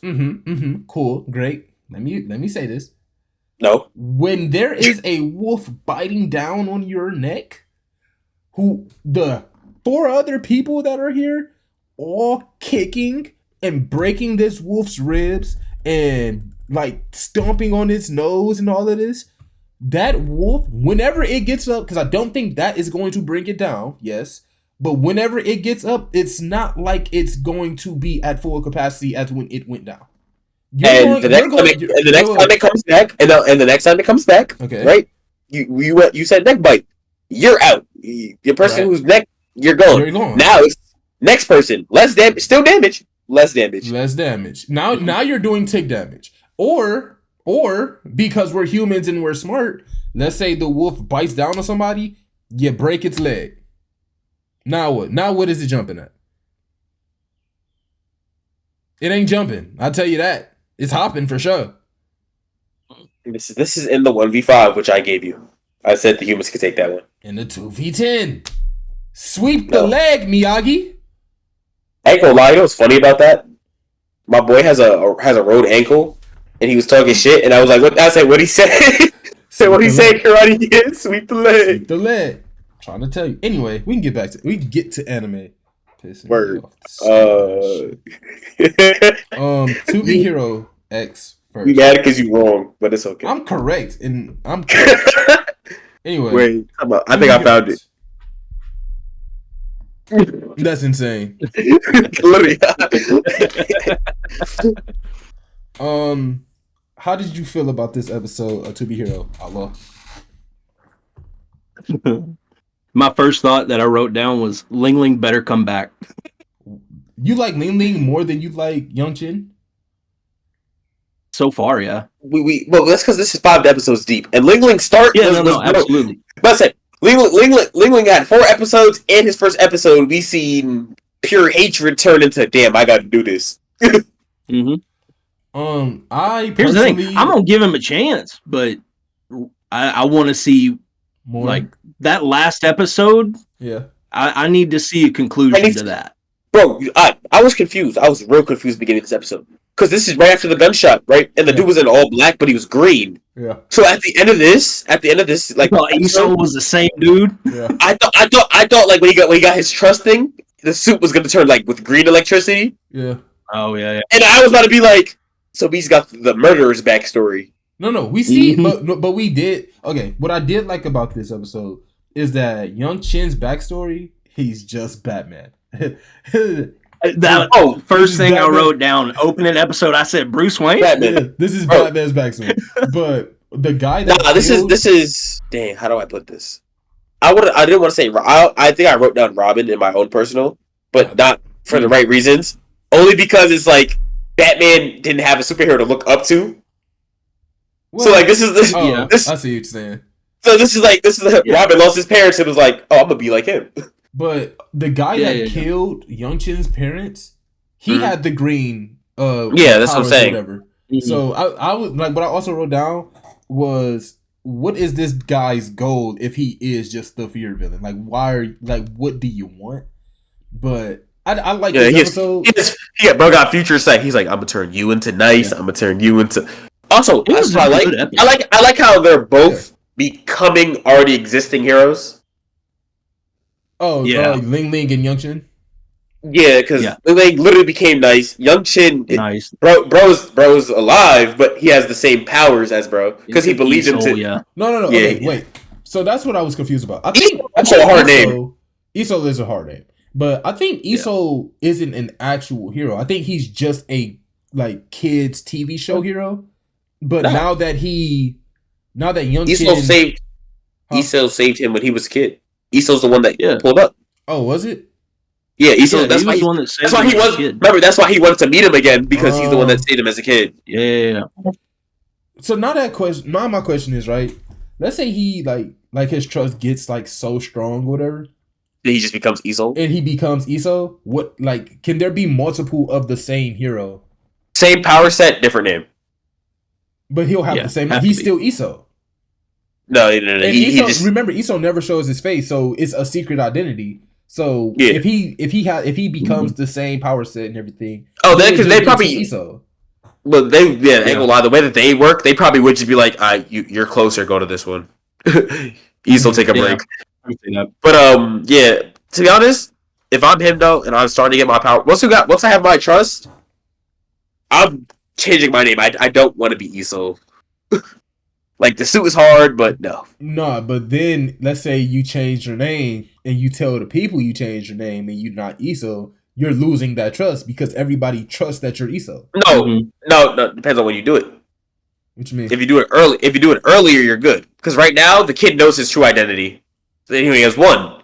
But now that he has the electric powers, you can start making it your own name for yourself. Oh, and just not be Iso. Yeah, that's what I'm saying. If like, he changes from Iso, the kid's trust is going to go away because remember he said, you can do it Iso." Like he put his trust in Iso. Yeah. Start doing everything in the Iso suit, no mask. So this way, when you do change, your face is still associated to it. This power system, I love it, but it is so finicky. Oh, it's mad free. Let's get into this. Bro's applying, right, for the to go to the actual Iso thing and do the stuff. If you're an actor, right, an actress, or pretending to be somebody, what do you need trust for? The power to make it look more real. But right, everybody else has to give a good performance. That's what I'm saying. Yeah. So that's what I'm saying. So is there trust? Like, their trust score was people believing like, oh, they're Iso. Yeah. Like all the actors. Yeah. I guess. So this is just Iso backup recruitment center. If Iso ever dies, they're like, oh, we have 17 more people that can just take over. Well, that's what they did with Nice. I feel like that's what they were like gearing up for. No. With Nice, they got lucky that Bro looked like him. Because remember, Nice's face is that. Yeah. So, but the thing is, he started to look more like Nice the more people trusted him to be Nice. Yes, that's what I'm saying. They got lucky to begin with because I can't just take a random person off the street and be like, all right, you're Nice now. If he doesn't look like someone like Nice to begin with. Because they're going to notice. Like, you can change his hair and whatnot, but you can't change his face. Yeah, so they got lucky that the face itself was kind of similar, and then whatever was different kind of merged. Yeah, but like... with Iso, it doesn't matter what you look like. I don't think they changed. I don't think his face changed too much either. You say what? I think the hair... The eyes changed. The eyes changed color, and then the hair became permanently white. Yeah. That's pretty much it. Like, his face itself did not change. I think his face changed. Because he started looking exactly like Nice. I think his face changed. He was always looking exactly like Nice to me. He looked close enough to Nice, but the more trust he got in, his eyes changed and his hair color permanently changed white. Yeah. Yeah. But yes, I'm saying, so... Do y'all like Nice's power set or Iso's power set more? If I had a choice, I'm going with Iso. Yeah, I like Isol's better. Right now, we don't know the drawbacks of Isol's thing because remember, Bro can't. But Nice having intense OCD to the point that you couldn't even like hang out with your girl. Mm-hmm. My biggest drawback, honestly, for Nice's powers, is I don't like incorporating the dance and ballet into it. That's weird to me. I thought that was only because that was what's his name? That was also what you call it? Because remember, Nice used to fight differently, and then they had to put him in course because his fighting style changed. Yeah. No, that was the fact that Ling Ling didn't know how to fight, so they was just working with him. Yeah, they had to. Yeah, but like I feel like. And then now that they see it, they're like, "Oh, this is his new fighting style. We trust that," and it just kind of incorporated itself. Yeah, well, because I remember him fighting with his old boss or whatever, and he was over there doing pirouettes and that was right after the training. Like that was right after the training, which means basically new Nice can't fight for real. So how do we make this work? So y'all would rather have electricity than flight and super strength and like the fluidity of Nice. I'm I'm saying this because the drawbacks right now is that excessive OCD is crazy. But no. Yeah. Well, and we don't know the full capacity of. Yes. Remember, he said he had slight OCD before. He's always been somewhat of a neat freak, but because Nice's thing is perfectionism, it was amplified. Yeah, it was amplified because even old Nice was crazy to the point that they could him and what's her name, Porter girl. Rest your soul. Moon? They couldn't. Yeah, Moon. They couldn't even hang out because she hated hanging out with him because everything had to be perfect. That was a you thing, though. That's a her thing. That's not a me thing. Like we can still hang. You just don't like that. I don't want dirt on my white clothes. No, not even that. It's. Dang, we're playing the video game. There's 2 grams of dust in that corner. Like. But he moves so fast. A little much. If your OCD becomes way like crazy, it can become a little much. But Issa's drawback is that also let's say we go outside, right, Aries, and your shirt is starting to look a little wrinkly. Not even my shirt, your shirt. It's bothering me, Bert. Go change that. One wrinkle, your shirt. No. Because remember, his thing is perfection, so. His stuff never got dirty. Like he was cooling. It was everything around him. Like his room had to be clean, spick and span. Mm-hmm. That's what I'm saying. But like even with Moon, she couldn't be herself because it would conflict with Nice. So let's say Moon was sitting there like day off, hair a mess. He would walk up to her and fix her hair type, like things like that. Mm-hmm. You ever just wake up and you chill? Yes, I'm saying. Once your OCD starts physically affecting other people to the point like your shirt wrinkled, I'm ironing the shirt on your body. Like no, that's OD. Well, and like right before they started throwing like tomatoes or whatever at each other, he got that one little spot on his face and freaked out trying to clean it off. Yeah, you know what I mean. So it can get annoying. I think Isso's drawback is going to be that, and you're going to realize you notice it less too because like they're trusting that you have those. So to you it's like, oh, I'm just staying clean. To everybody that's around you, seeing that change gradually go up, they're like, yeah, what is bro? I feel like Isso's like drawback is going to be like every time somebody else gets trust because their Isso his go down and theirs go up. I feel like he's stealing. I feel like people are stealing his trust from. I think I would agree with that. Isso name. More than I would agree with that if he wasn't a hero for 34 years. Yeah. But there's nobody that can be him as good as him. You know what I'm saying? Yeah.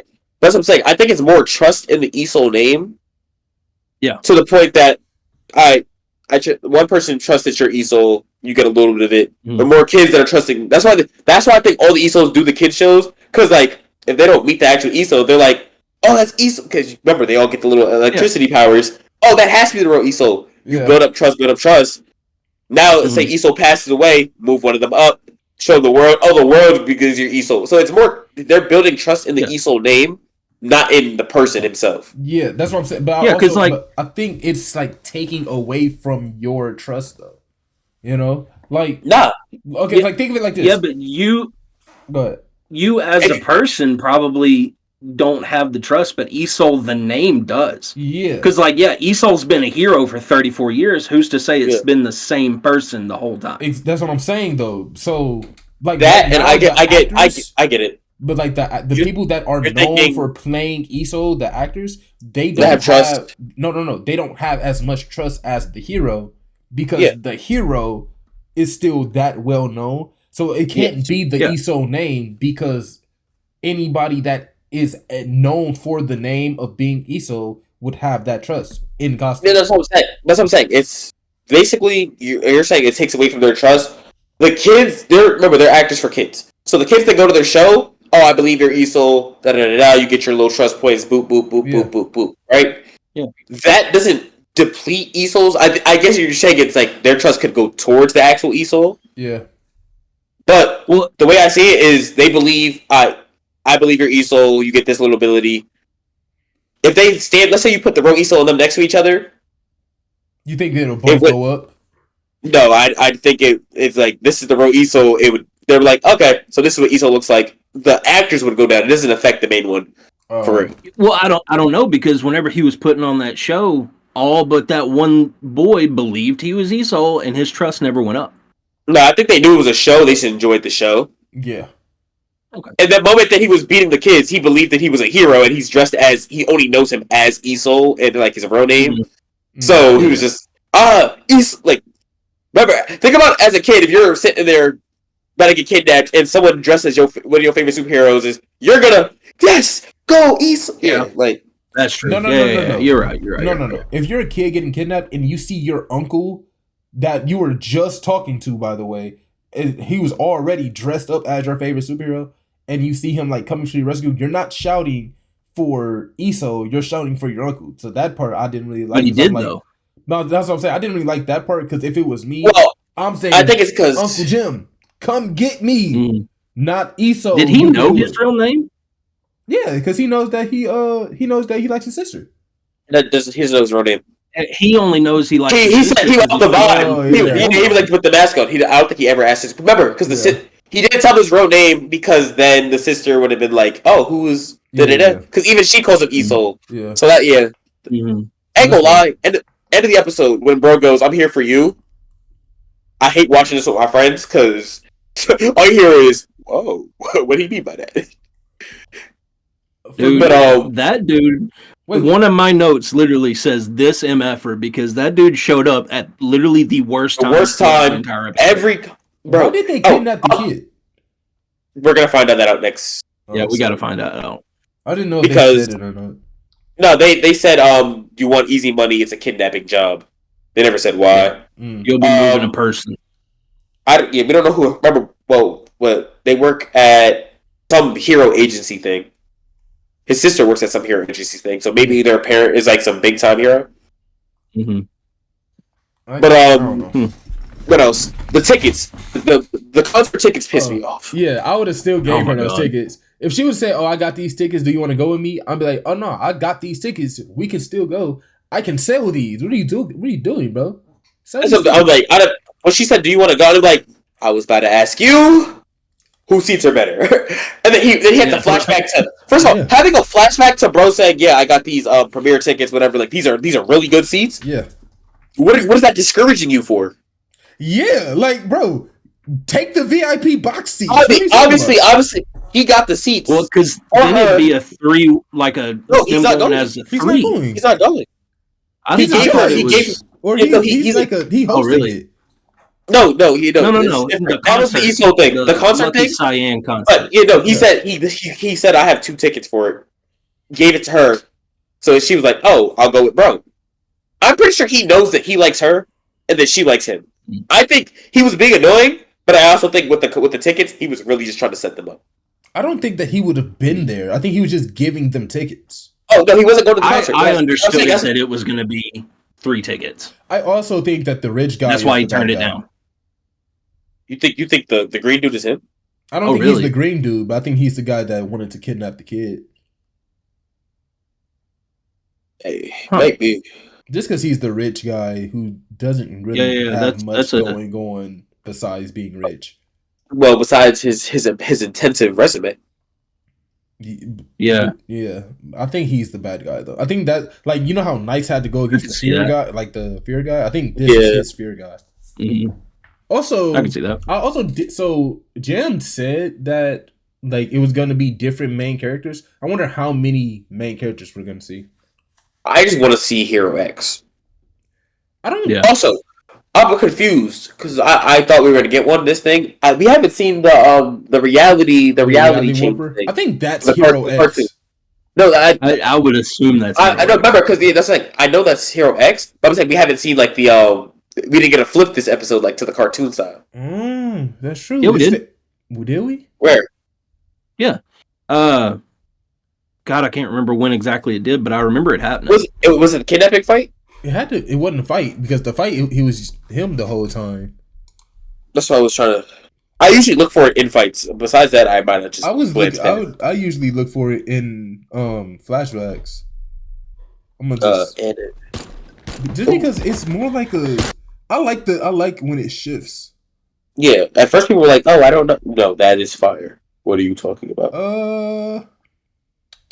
I thought the whole animation would change with the new character. Nah, because I think this one is our main one, and then like Hero X is the reality thing. So anytime he uses his ability, that switch happens.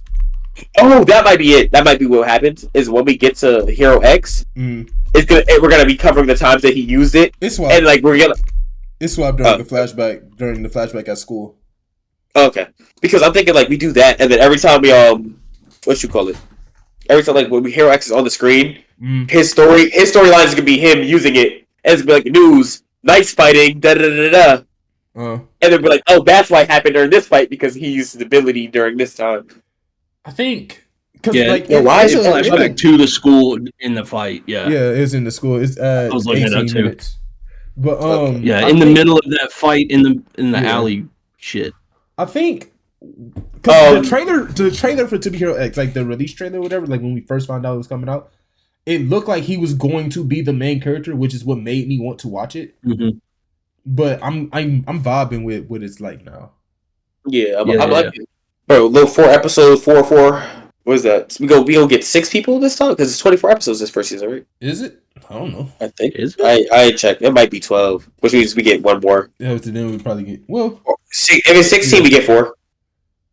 Yeah. But what else? I also had in my notes. I have in my notes. Oh, I said pick a struggle. You can't be broke and a dickhead about your job. The niggas in the van, the delivery niggas. I mean, you can when it's trafficking. No, but their job wasn't traffic. It was delivery for the old man. Oh yeah. That's what I'm saying. You can't. After he had to kidnap the child. Yeah, no. I'm talking about you can't be broke and a dickhead about your job. On that first one where he was like, "You don't have another. Fuck you." Well, found out. Yeah, why are you mad? You're late. I have another driver. You're done. You're not getting paid. I'm getting complaints, and you're never on time. And why are you mad at me? You should be mad at the boss. I didn't. You know what I'm saying? I was just here, but you see what I'm in, bro. Bro, I'm that punch. Them punches was personal. What you mean? The kidnapping scene. Ain't no reason, bro was hitting the. Wait, when they bum rushed him, yeah. Every punch was both. Every punch was mad pulled back. Like Nice's fights, it was like the quick little. No, these were all. Wait, do y'all like Nice more? I mean, do y'all like Iso more than Nice? I like as a hero, as a person. I want to figure out more of his powers. Iso, yeah, because he's got the electricity, but isn't he a speedster too? I would assume so. I thought he was fast. Like Iso do some race car type thing. I don't think we actually seen what Iso can do. Except we haven't. We know he's got the electricity stuff, but which is crazy because we don't know if we didn't see him actually like spark or shock anybody. I think it was more of like an effect. Yeah. So like watching it now, it was when he showed up rescuing what's his name, the dude. Iso didn't at the beginning. Him. Yes, he did. No, he didn't. Yeah, he did. This isn't Iso, is it? Oh yeah, it was just a random guy. It was purple. This guy sucks. Iso sucks. They all have different suits, which is crazy. Cause you don't know which Iso saved him. That could have been Iso 03 with 200 trust. That's also true. Because I don't. That's also very true. This could might not even be Iso. Ain't gonna lie, bro. You know how it's Batman and Robin? We about to get Iso and the engines, bro. It's just his Robins, his little Isos. No, low key. We're gonna get Iso and IROC. Bro, no, listen. Also, the engines would be a fire hero agency name for my hero. I was just about to say, why don't heroes in like I get it, like they're working with like the what you call it company for like Nices, some of them. But imagine if heroes in this one had their own agencies, like the pairs would be crazy. This Iso, but why is his lightning purple? I'm looking at it. It's purple. That sucks. Bro, remember our guy's lightning's only blue because that's the color of his LEDs. His lightning is not even blue. It's green. Our MC's is blue, isn't it? It's green. Yo, Outlaw, am I bugging? I'm looking at it. If you are, I am. I remember it being blue. Bro, it's green. Maybe you're colorblind. This is Are green. you colorblind? Are you colorblind? This is green. I'll show you. I can show you better. I can tell you. I'm gonna just take this picture. This is green. Go to literally 20 minutes 13 seconds and pause it. It won't even focus. You said what? Look, it's green. Are we bugging? Is that green to you? That is teal. That is green. Outlook. That's teal is not green. It's bluish green, but this is green. That's more blue than anything. I'd agree it's teal, but that's more blue than green. That's what I'm saying. I went with blue is the baseline color of that. It is the same color of his LEDs. It's his LED color. If you go to it on Crunchyroll, it looks more green to me than blue. It looks like just super light green. I can see teal, but that's what I'm saying. I'm looking at it like on Crunchyroll right now too, but I'm at 2014. I'll say teal. I'll say more greenish blue than bluish. And also, you're bugging. You're saying the purple lightning isn't as cool as the blue one with the green? What the? I just don't like the way it looks. It looks fake. It looks. You know what it is? It's just because Kakashi's is better. It's a darker blue. What? Wait, time out. No, I'm talking about the purple lightning that Kakashi uses. Okay, yeah. So we did see Iso shoot the lightning. So we did see that. So he's not like a speedster. He might LFS as a backup ability. Where did we? Well, but that's the thing is I got speedster because he showed up out of nowhere. I thought I don't know. The thief dude. He might be Knuckle Duster. He might have came from the buildings. Yeah. I don't like how his lightning is purple and his suit his lightning is purple, but it doesn't have purple in it. That's what's bothering me. Yeah, the little spikes are interesting though. The floating spikes shit. At what time, Stan? 30 seconds. All right. Oh. Literally when Isol showed up. Yeah. So I'm assuming Iso's power, like actual Iso's power, isn't electricity. It's some like magnetic force type of electricity. Mechanical magnetic type thing. Yeah. That's what I'm. I don't like that. I ain't gonna lie. That helmet piece that goes all the way back and then up. I don't like the up part. If it was just the one spike, the one spike going back. Iso, I think all of their suits are better suits than Iso's suit here. Yes. Iso's suit. Everybody. You gotta realize also. Wait, time out. You gotta realize the suit that we're seeing now is an old suit. This is because he was a kid in this one. He shouldn't have worn that though. Like he still shouldn't have been wearing. You ever seen? Remember, you gotta remember. Like even our guy's suit, like the one with the blue helmet, that's an older suit. Yeah. Because go look at the press conference or whatever at his 34-year anniversary. That's his modern suit. But this suit, it still looks extremely close. They just fixed the spikes. I'm gonna show you. Ain't gonna lie. Why is it just the Mark clone? Huh? Why is that just the Mark clone? No, that's Max Steel. That is literally Max Steel. No, Max Steel. That's like they're all Max Steel, but like the one in the front with the blue and the black eyes. This is what Iso looks like. Nightwing. Yeah, the OG Nightwing suit. Disco Nightwing. Hate that. Anyway, anything else for Hero X? The kid. How you feel about the kid? What kid? The one that got kidnapped. He's gonna be annoying to begin with, but I liked him at the end. He was annoying for the right reason. Yeah, exactly. Imagine you was watching your favorite like Ben 10 reboot. Yo, you used to love this shit. You used to do it. Now what are you? I mean, okay. My thing is, I can understand. He wasn't even annoying to me. It was more like, I know that you can do better than this. Like I've seen you do better than this. But what I'm thinking that the kid knows, I'm thinking what the kid is thinking is that he's been Iso, that he's been watching this entire time, when really it's been all these other Isos. So no, the kid's been going to that specific show. But it doesn't mean it was him that entire time. He does the Iso thing at that show the whole time. The only time that But I'm saying that doesn't mean that every show it was him, because he could have just got that job though. Before he got that job, that kid was stillborn.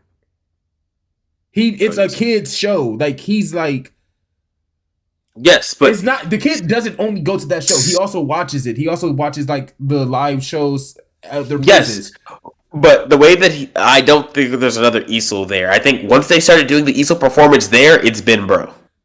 No. Isn't that performance like right across the street from his job? That's what I'm saying. He got the job and he goes there right after. There to work.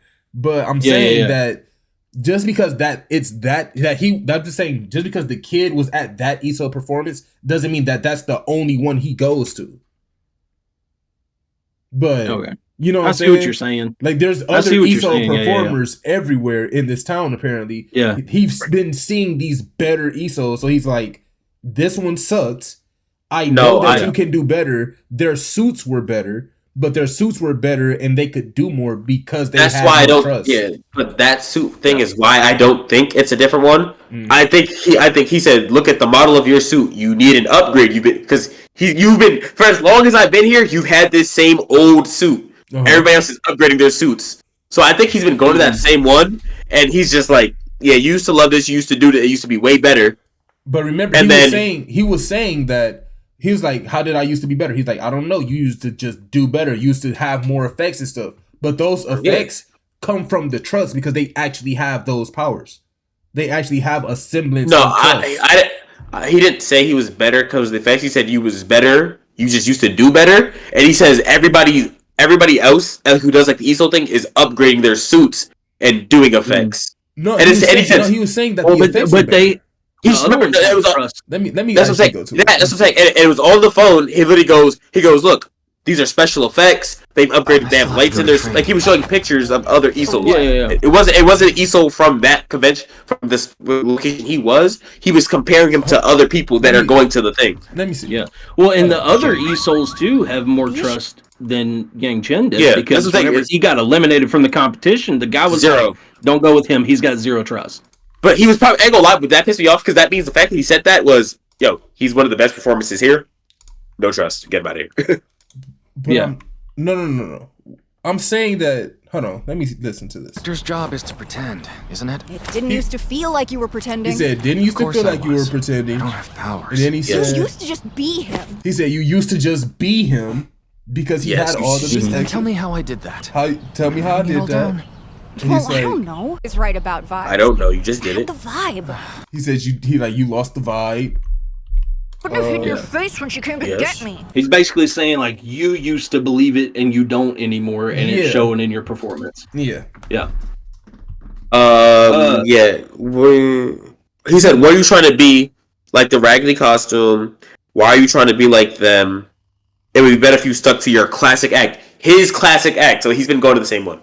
He's been going to that one. He said you changed it in the wrong way. Stick to the classics. But I don't think that. But I'm saying that I don't think that this is the only ESO he knows. That's what I'm trying to say. He knows other ESOs, but I'm saying like because remember he has the picture. And he was like, oh, they upgraded their suit. But as far as like show wise, he's been going to Bro's show the whole time. Like every time he does the show, he's been there, and he's like, yo, your old act was better.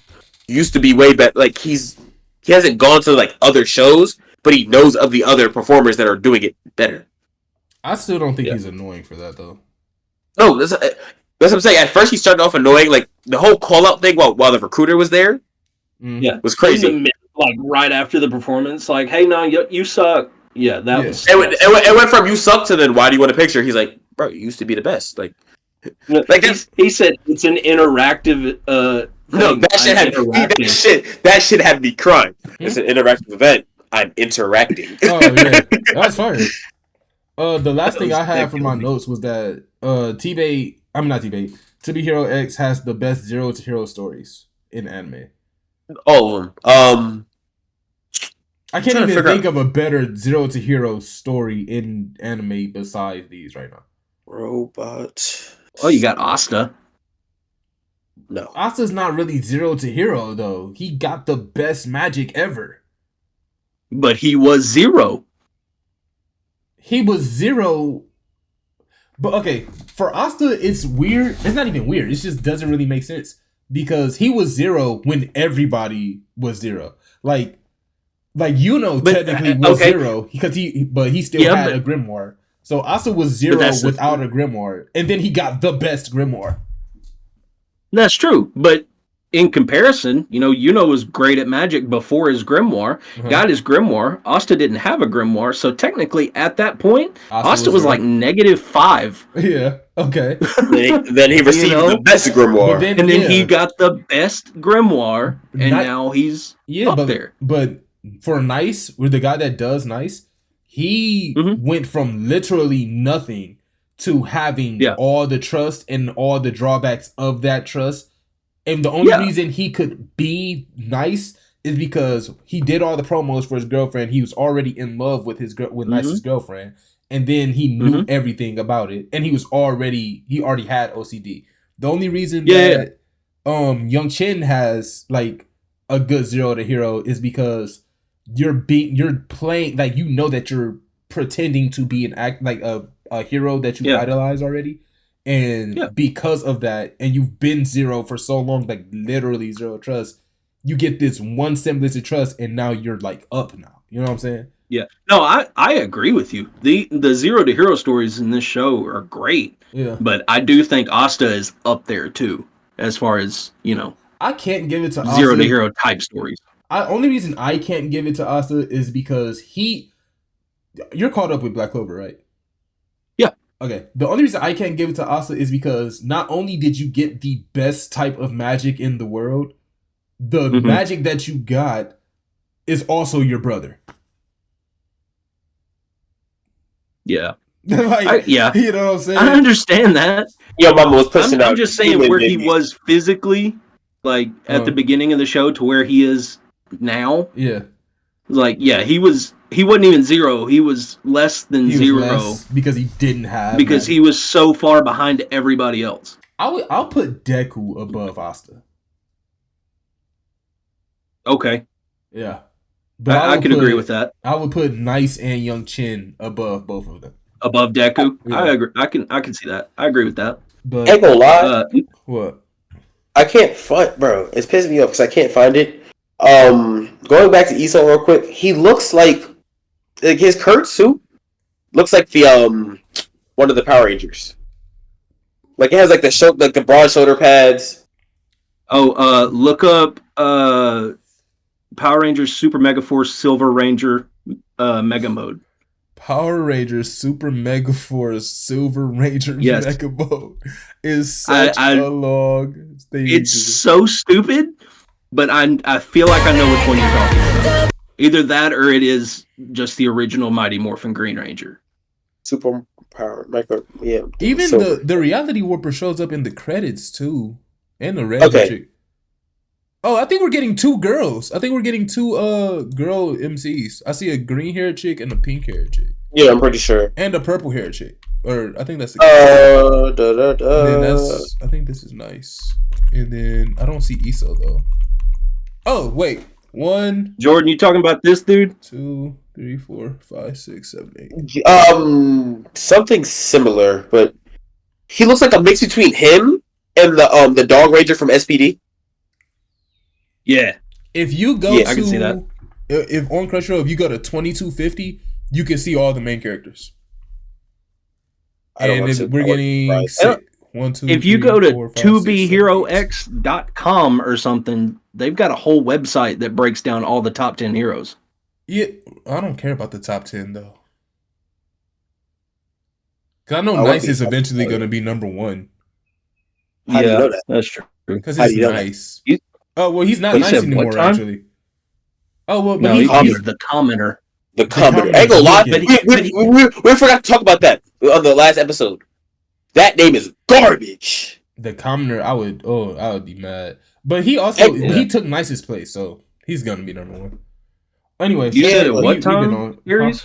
Huh? 22 what? 2250. Okay. You see the reality warp. Yeah. You see 6 people. I got you. So my last note. This is 24 episodes for on any list it says 24. Yeah. Okay. Now my last note for Hero X is I had a random thought. I was like, watch his boss be Esol. His boss, like the boss he works for, the long-haired ponytail, broad-shouldered dude. So mad. I don't think it'll happen. I was just like, watch that happen. Yeah, like he's working for Esol the whole time, but he doesn't know he's Esol. That's the kind of shit I could see. I would no. We could go. It would annoy the piss out of me. Do y'all like Fire Force or T-Bait? Next. Let's do T-Bait. I ain't gonna lie, bro. Just let me know when Max Steel makes it to Hero X. T-Bait. Did y'all watch? Did you watch T-Bait? Hello? Yeah. Okay. So we were talking before the pod, and I was saying like when episodes come out and they're not dubbed at the same time, I normally wait until it's finished and then watch it all the way through. But so I caught up with it to come on here. So okay. I watched the 3 dubbed and the 2 sub. Okay. Well, yeah, I'm caught up. Okay. So just before we get deep into it, how do you feel about the series? Just because we've covered the last 4 episodes already. So how do you feel about it? I don't have a lot of notes. First one is there is nothing wrong with the animation. People are bugging.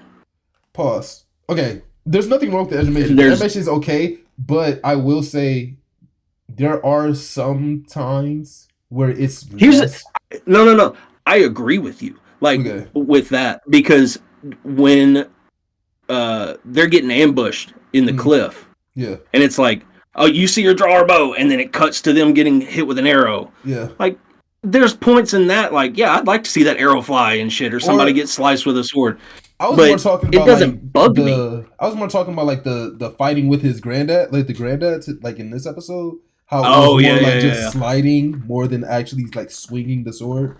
But other than that, I can see that. I can, but I also understand. I don't lie. I feel like if we give it the love, like the series deserves love, and I feel like they're gonna probably either one of 2 things.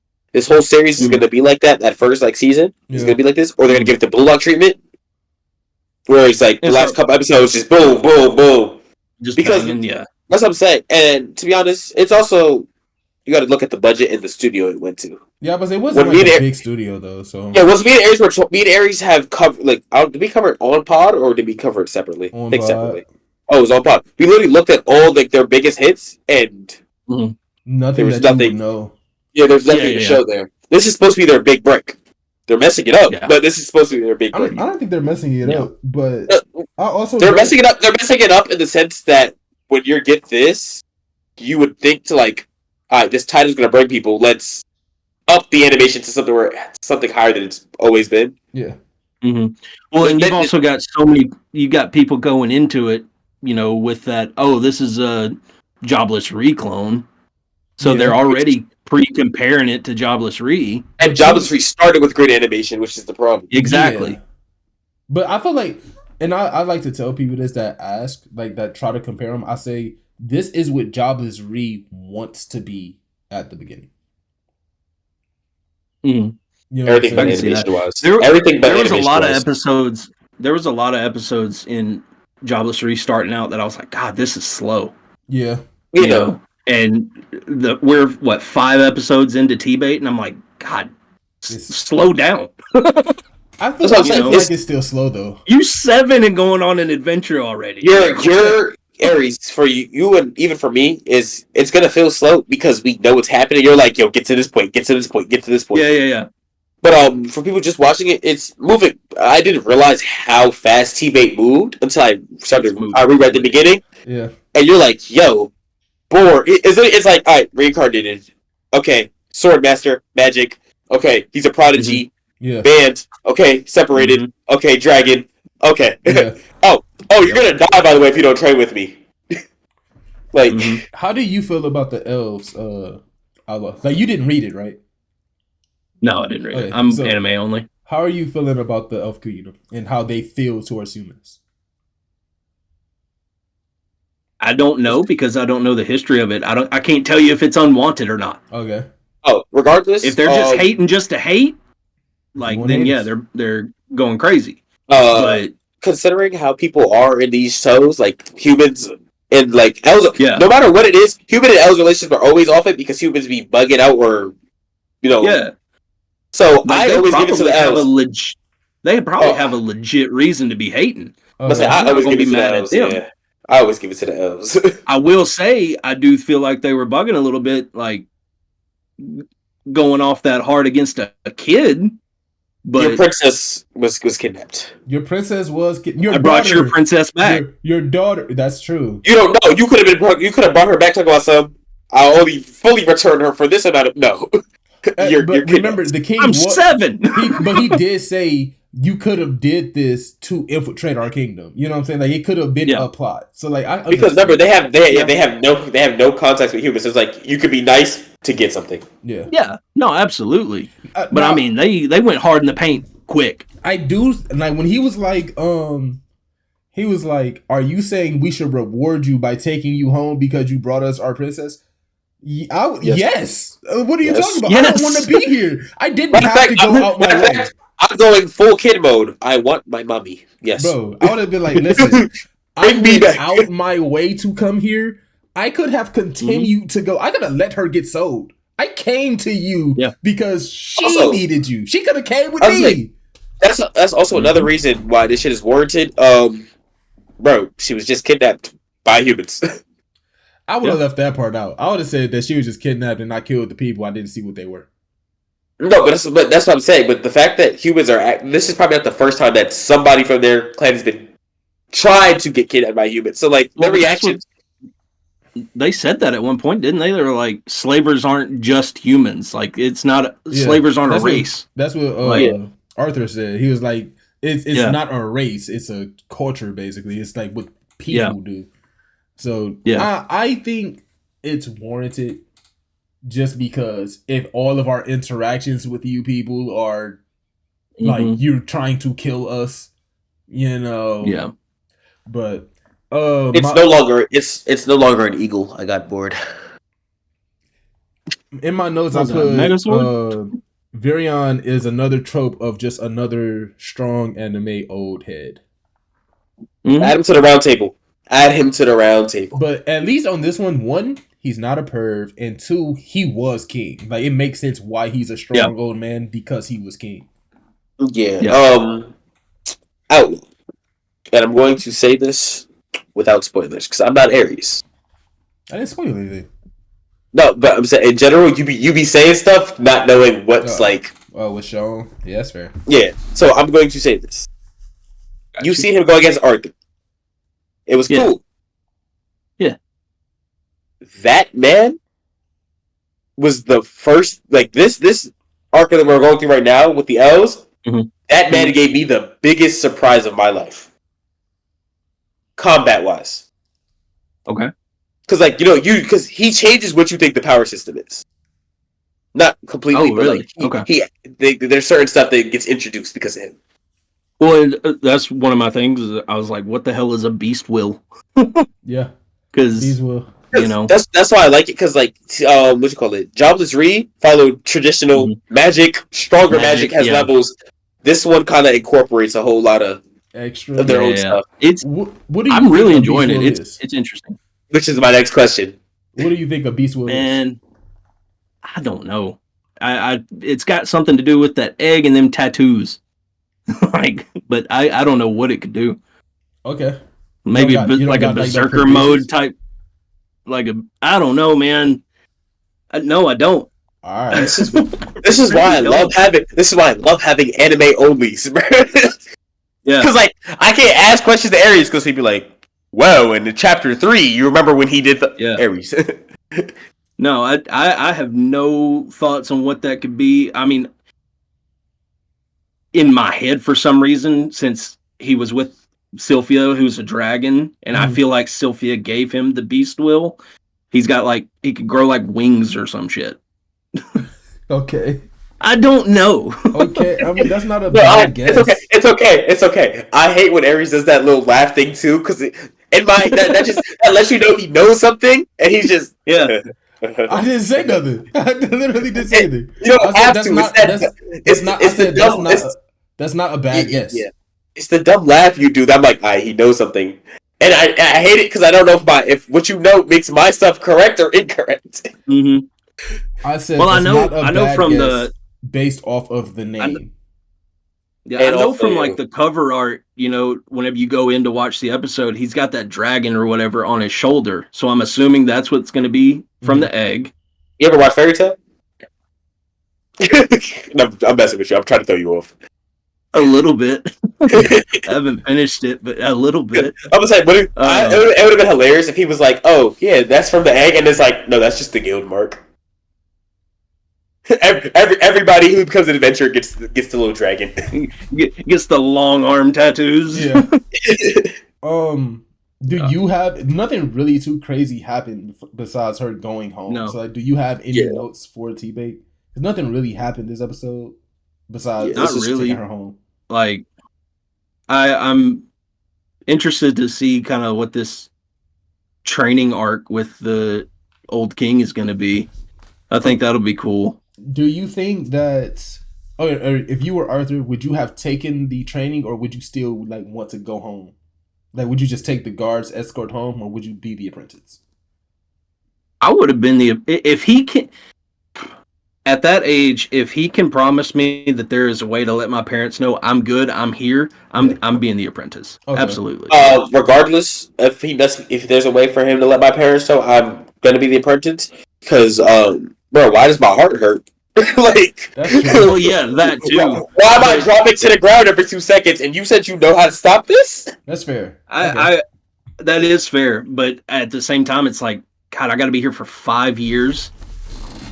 Like, who's to say by the time I'm done with 5 years, one of my parents hadn't died on an adventure?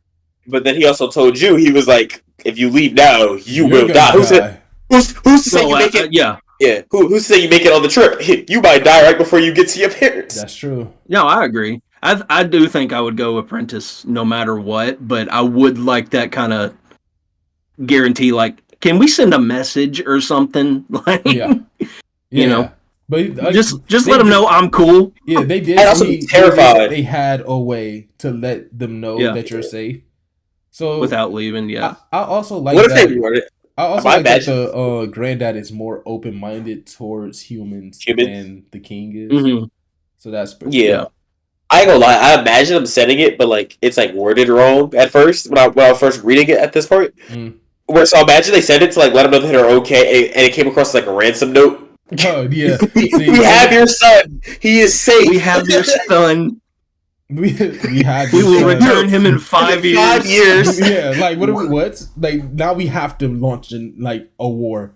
But, that's what I'm saying. So, and then you know how his parents get. They will be on that with the mercenaries. We'll be out there. Mm-hmm. But other than that, T-Bait, it wasn't really nothing too crazy. It was just we went home.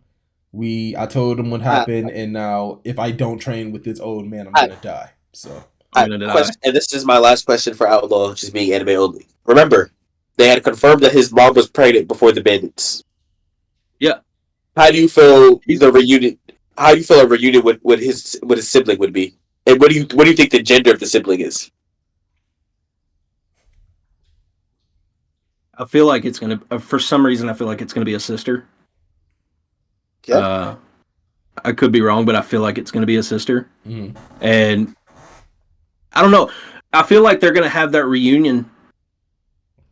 Obviously, being after 5 years, I don't think the parents are gonna recognize him at first.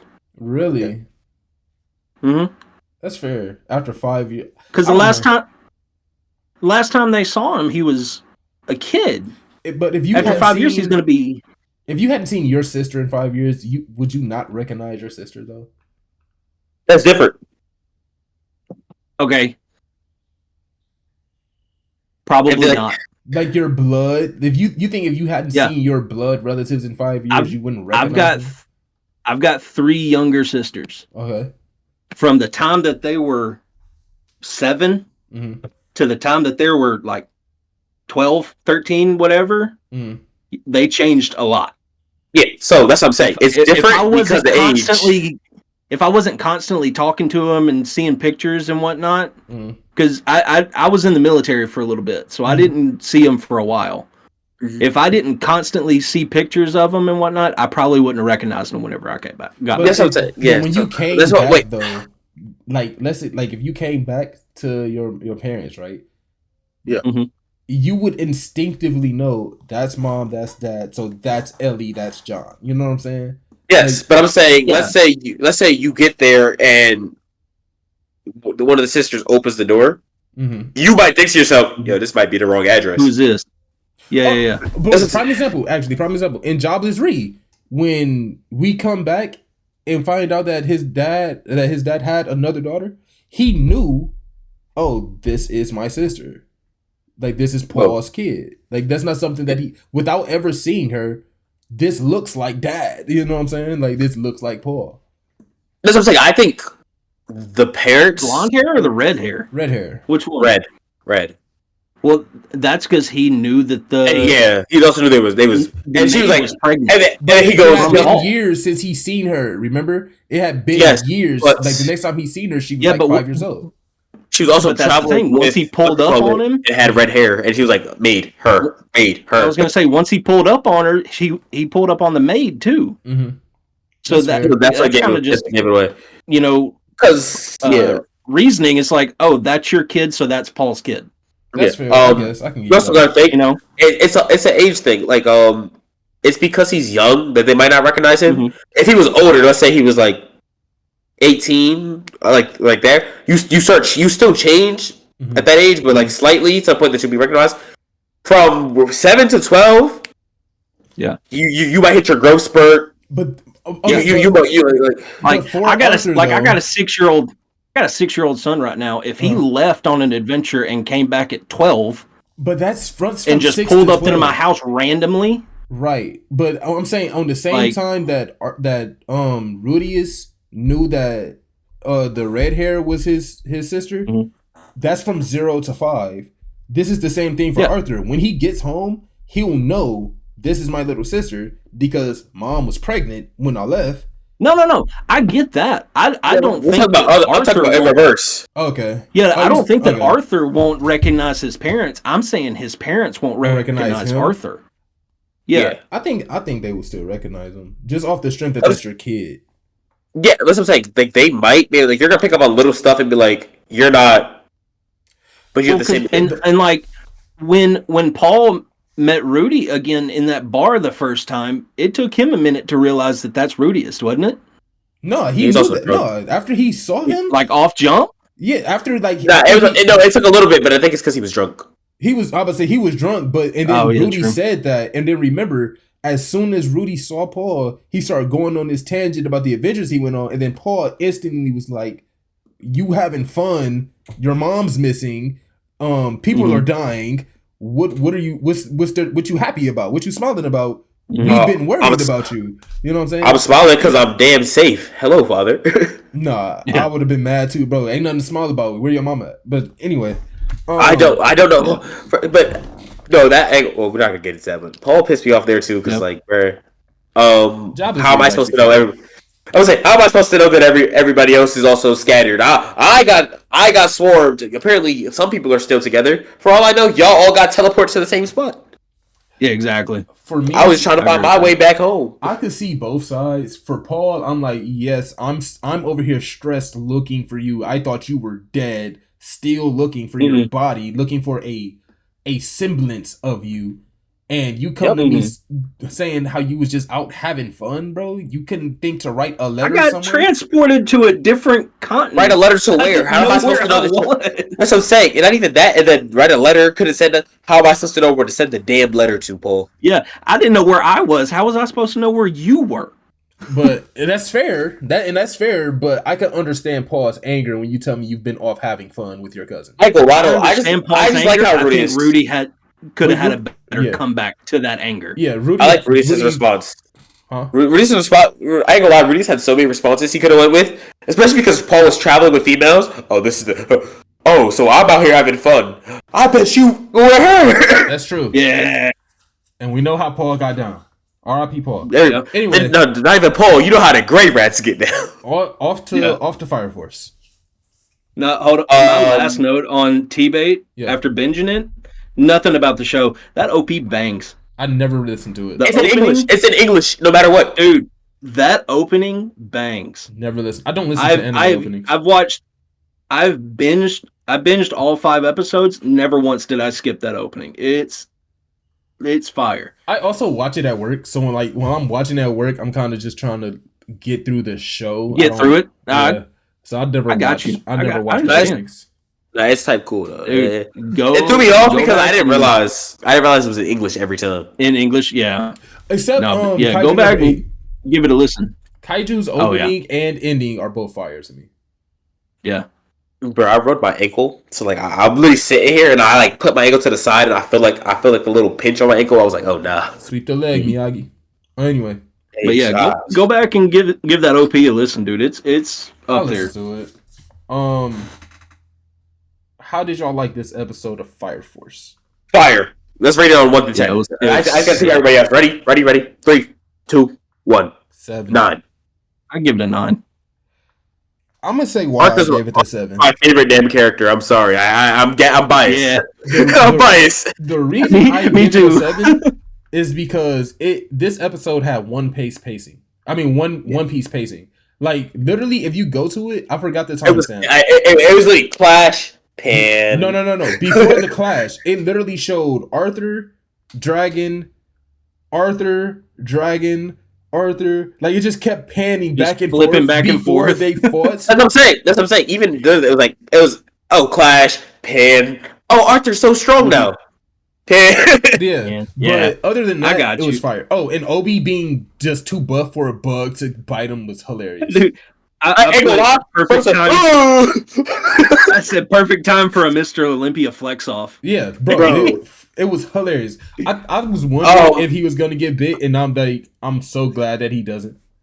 Ain't gonna lie. The only thing that got me is the fact that Joker at that point that he's like, the bugs don't work. Like Joker should have hit birds with something, even if it doesn't do damage, just to like turn his attention. Yeah. Yo, Shinra, speed blitz your way to Cap and get the bugs off of him. Because that flexing is not working. Like, the fact that they got I hate this because, like, I don't know the song, but, like, I'm watching it with people. Yeah. And then, there's that one song, you don't need nothing, you just gotta hype your best. Yeah, the girls in the room are singing that I'm mad, bro. So he's flexing. You don't need nothing, you just gotta hype your bestie up. Bro's talking about some, Hey, he was cooking though. Bro, being so buff that a bug can't bite you. Do you think not even a bug? Bugs. Do you think that was his plan? Like while he was working out this entire time when he was in prison? Yeah, he literally said y'all shouldn't have given me that much time in the thing. But he was already that buff though. No, but now his muscles. He took the Asta workout plan. His muscles are in physical condition now. He took the Iroh workout plan, bro. Oh yeah, Iroh. Iroh. I had in here Arthur's cape, his plasma cape, fire. You cut it up a little bit. Arthur's plasma cape. Yeah. Oh, that's sick, dude. Also, am I the only one who when bro goes, my name is Dragon? I said. I was like, I know what Arthur's about. I wrote down. I said, of course, his name is Dragon. No, it's the fact that he's delusional. The funny reason this fight is funny is because they're both delusional. I'm actually a dragon. I'm actually a knight. I'm actually a dragon. So okay, it didn't to me when I was watching it. It didn't even click to me that he said his name was Dragon. I thought because Arthur was there. Arthur was calling him a dragon. He made it into a dragon. And he made it into a dragon. So I was like, oh, this is Arthur. I can see that. And then when I start paying attention, he's like, I am Dragon. I was like, oh, Dragon. They're both stupid. Great. You're feeding his delusion. And then the thing is, and what's gonna get me is the fact that Dragon is delusion, but strong. Arthur is strong because of his delusion. Yeah. Now, ain't gonna lie. What I'm confused with now is why don't they keep a cape, a horse, a crown, all this extra stuff in the back of the truck? Strictly for Arthur. Matter of fact, at this point, when they're cheering on Captain Obi, throw on princess costumes. Arthur, save me! Bro's fried. Dude, if it's me, there's never a point where I'm not preparing for Arthur's delusions to kick in. Like, as soon as I see Arthur pull up and he say, yeah, I'm the Night King, yada yada, I'm like, here's your crown, bro. Kick in he's delusional 24/7. It does it. I thought when he goes into his imagination. One of my Bro, notes anytime here, Arthur pulls up to a fight, I'm holding Excalibur in a fake stone so he can pull it out. Yeah. See, just to make him stronger. I ain't gonna lie, that'd be hilarious if he sit over there. He's like, I can't fight Excalibur. Arthur the stone. It's in the. Oh no, that would be fire. He would. One of my notes is, throughout the entire fight, I forgot the scientist's name, but he didn't have his goggles on to look for weaknesses for Dragon.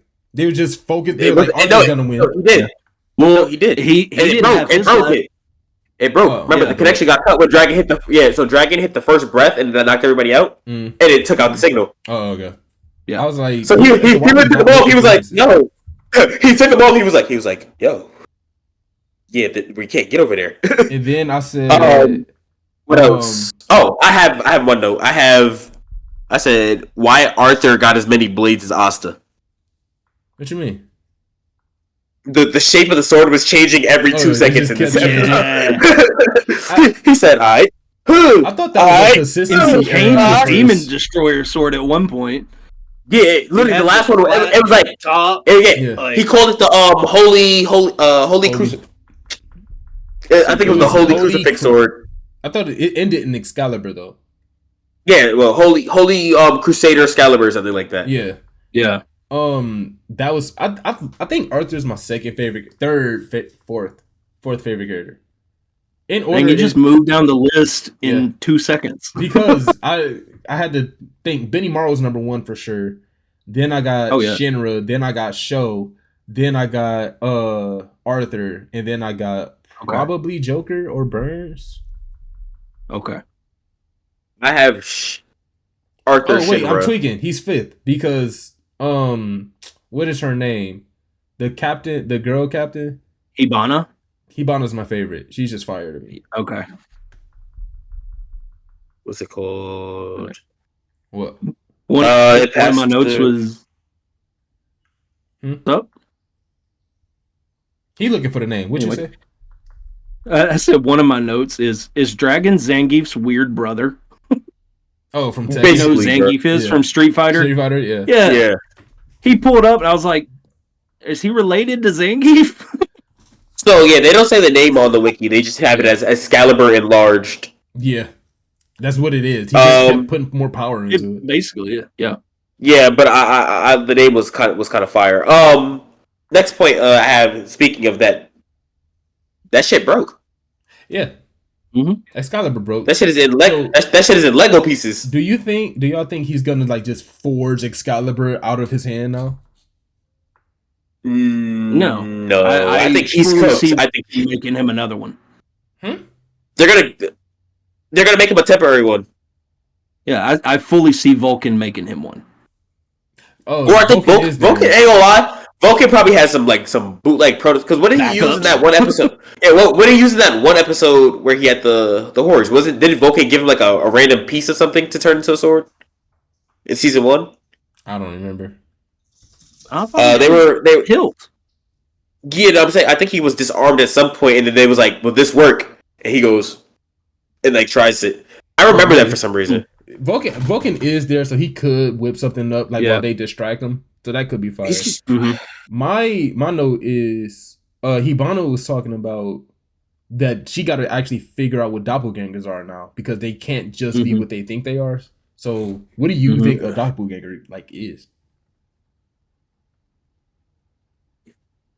I'm under the assumption a doppelganger is just what happens when a demon infernal, like a sentient demon infernal, takes on the appearance of a Fire Force soldier because that's who kills them. That's what I'm going with, like something like similar to what we thought Obi was going to become. Yeah, like just conscious. Yeah, a conscious one, but he still has his human form because. Bro, he switched into an infernal dragon. Just poof. Like think about the demons that we not the doppelganger that we seen.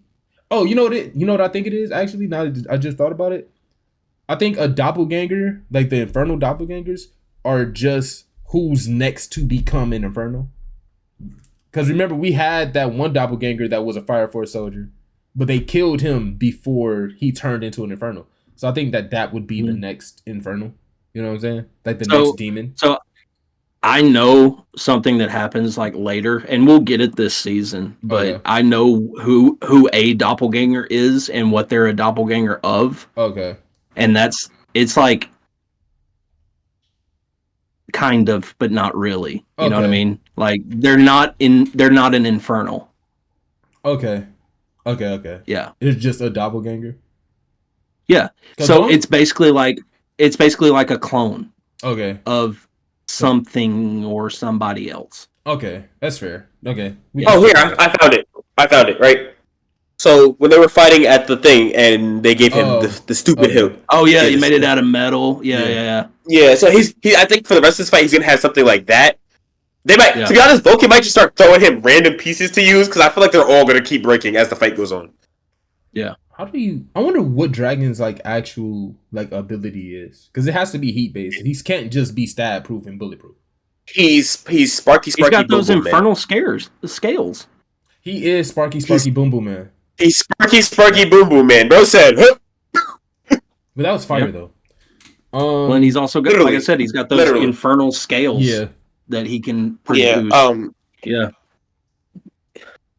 How do y'all think Benny Morrow would fare against Dragon? I think Benny Morrow just kills him instantly. Really? I think Benny Morrow's firepower and precision would be able to do it. But the thing is, I think it's that heat proofness. That being heat proof in Fire Force is like having anti magic, bro. Mm-hmm. Not really, because Tamaki's heat proof. No, she's heat resistant. No, she's fireproof. She can't be burned. She's heat resistant. She still takes the resistant? fire damage from the fire. She still takes the damage like from the fire, like the thing. Dragon is heat proof, where it just. Yeah. Well, and again, I'm so trying not to spoil anything, but like later when we find out who the doppelganger is, that's when we start seeing fireproof. Okay. Oh yeah. Like type stuff. You know what I mean? The only thing I know, like, essentially what happens in Fire Force, just because it's never been like it's been spoiled so much. It's like it's like JJK in that regard, where it's like it was just everywhere at one point. So I know where we get. I just don't know how we get there. Yeah. Especially where we at now. I don't know how we get to where we're gonna be. So I'm still enjoying the show. It's just not my favorite thing right now. Before I started like getting spoiled and finding stuff out, like one of my first thoughts was like, because I knew it was connected to the Soul Eater universe. I was like, oh, at the end of this show, this planet's gonna the White Clad is gonna win, and this planet is gonna turn into the sun from Soul Eater.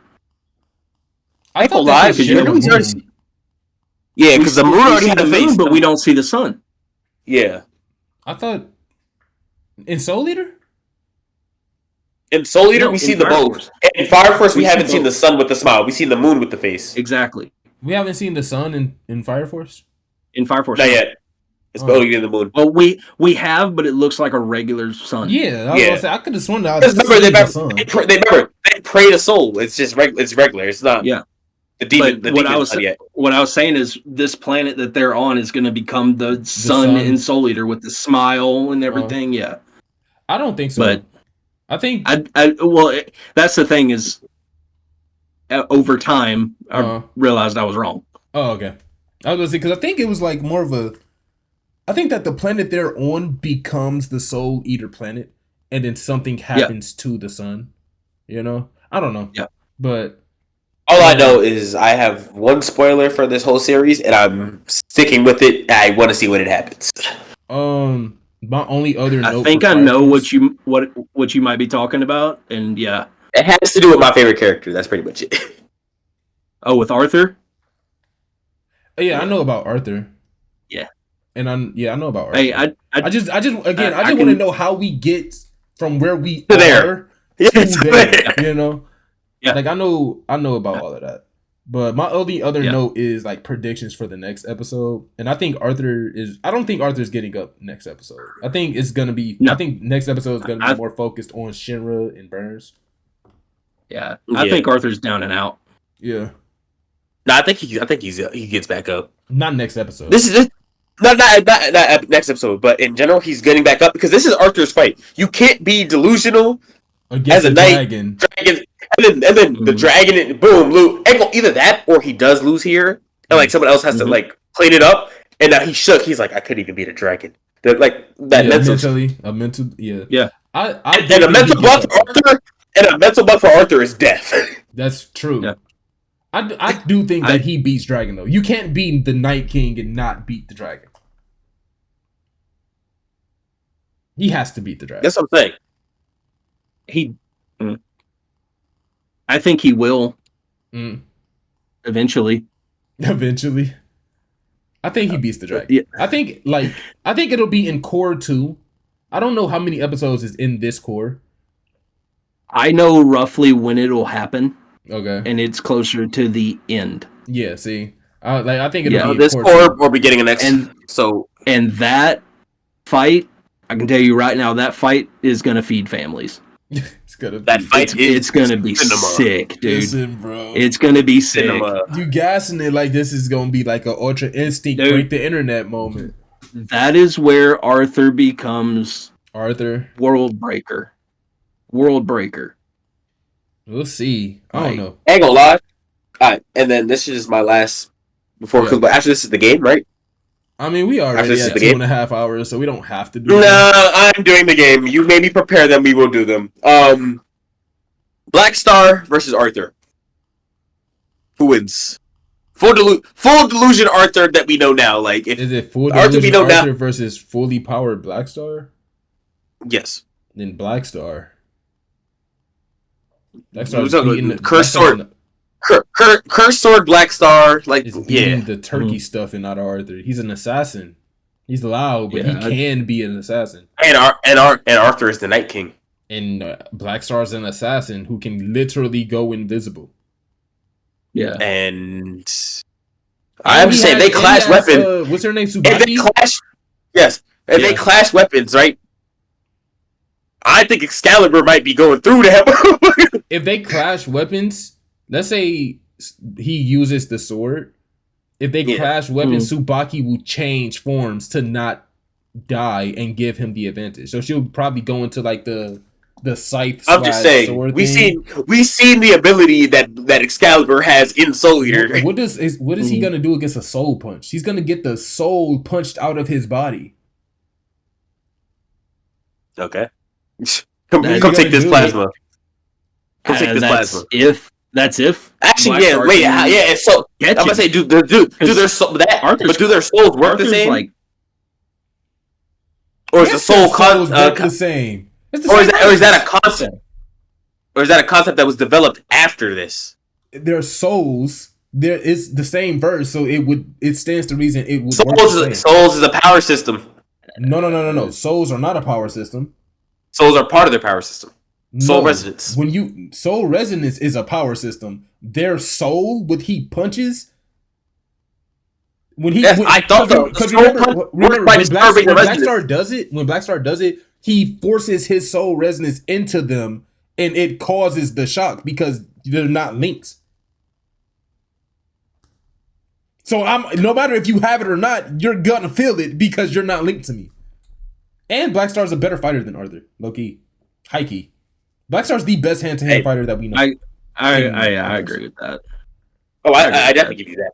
No, I was just, I was just thinking like in terms of full delusion of Arthur. If they ever clashed, the plasma sword. Ugh. And doesn't Black Star have a domain? Does he have like a move that's like a domain expansion? I don't think so.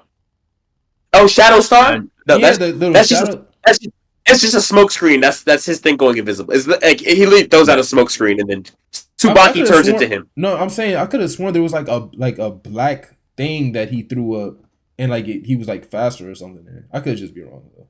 It's been a while since I saw it. I don't know. Yeah, but I was just thinking because what if we give Arthur the Excalibur from Soul Eater? Because that took that one kid from nothing to everything. Yeah, but that Excalibur, I don't think Arthur's too delusional for that Excalibur to make him that powerful. I think it'd be perfect. Arthur gets the real Excalibur. I once turned a king into the. You're mine. Nah, because I'm the Night King. You're gonna stop talking when I say stop talking. You know what I'm saying? Like I don't think he vibe with Arthur. Arthur doesn't mind chatting though. They probably go back and forth because all he would do was tell him stories about when he was working with the king, and Arthur be there like, "I am the king. What are you talking about?" Like, he wouldn't accept it. I don't know. We're gonna do the game. Okay, what was it? The hot take thing? I gotta defend it. Yeah, we're gonna do the hot take thing, and yeah, we won't do Mount Rushmore. But are you ready, Aries? I am. Are you ready? I have to replug in my headphones. My fault. All right, ready? Siri, give me a number from 1 through 20. Siri gave you number 9. You have to defend the hot take. Deku is less likable version than Naruto. I have to defend that? Yes. Okay. He's just a less likable version of Naruto. He's not, though. I don't but even you're know. Defending it. I know. But you have to defend it. So you can't say... I'm defending that he is a less likable version of Naruto. Yeah. So that's your take? You have to defend it as if you agree with it. Oh, okay. I don't. Will we give you 5? All right. That's the hard part. Whether you agree with it or not, you have to defend it. All right. This is why he's a less likable version of Naruto, because this is why the fact that they both go from this is my set powers, this is my set power system, to oh no, I have all the powers. I can do literally everything that you can do. It literally makes them the same. Like if you like Naruto, then you like Deku. Naruto's powers is still, is still the chakra. And Deku's power is still the quirk. But it's multi-quirks, multifaceted quirks and like Naruto went from only having wind chakra and only being able to use a wind Rasen Shuriken to lava, water, we've seen that, ice. But we've seen people with multiples, and we've seen people with multiple quirks. Todoroki. We've seen people with 2 quirks. We've seen people with Naruto with like 3, 4. We've seen people in My Hero, Todoroki, all for 1. Shigaraki. And we know, and it's actually better in My Hero because we know that people will marry off into families for the sole play purpose of having multiple quirks. Technically, Hawks has multiple quirks. He can fly and control the wings after they're detached. Or does he fly by controlling the wings? That's a fair point. I feel like that's all encompassed in his quirk because it's one quirk fierce wings. Yeah, he just manipulates the wings and they carry him. I get that to you. Outlaw, you ready? Go ahead. I'm gonna argue with you on this one though. Generate a number from 1 through 20. 18. Nervous. I hope it's something I know.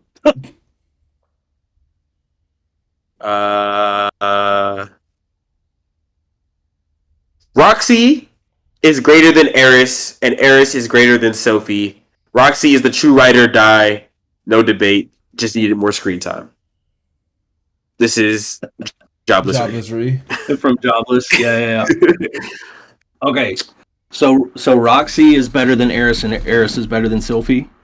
Basically, Roxy was the best option he had, but they have it in order. Roxy, yeah, they have Roxy at the best. Second is Eris. Third is Sophie. Okay. No, you have to defend that. But you agree with it. If you agree with it, it's easy to defend. You can just give the facts. I do think she is. Yeah, I was I think that's a hot take. I think Roxy was unironically the best choice for Rudy. A lot of people have it as Sophie. As Sophie, so they put Sophie at the bottom. I think that we could do another number. I have these. These are just generated. Yeah, generated number from 1 through 20.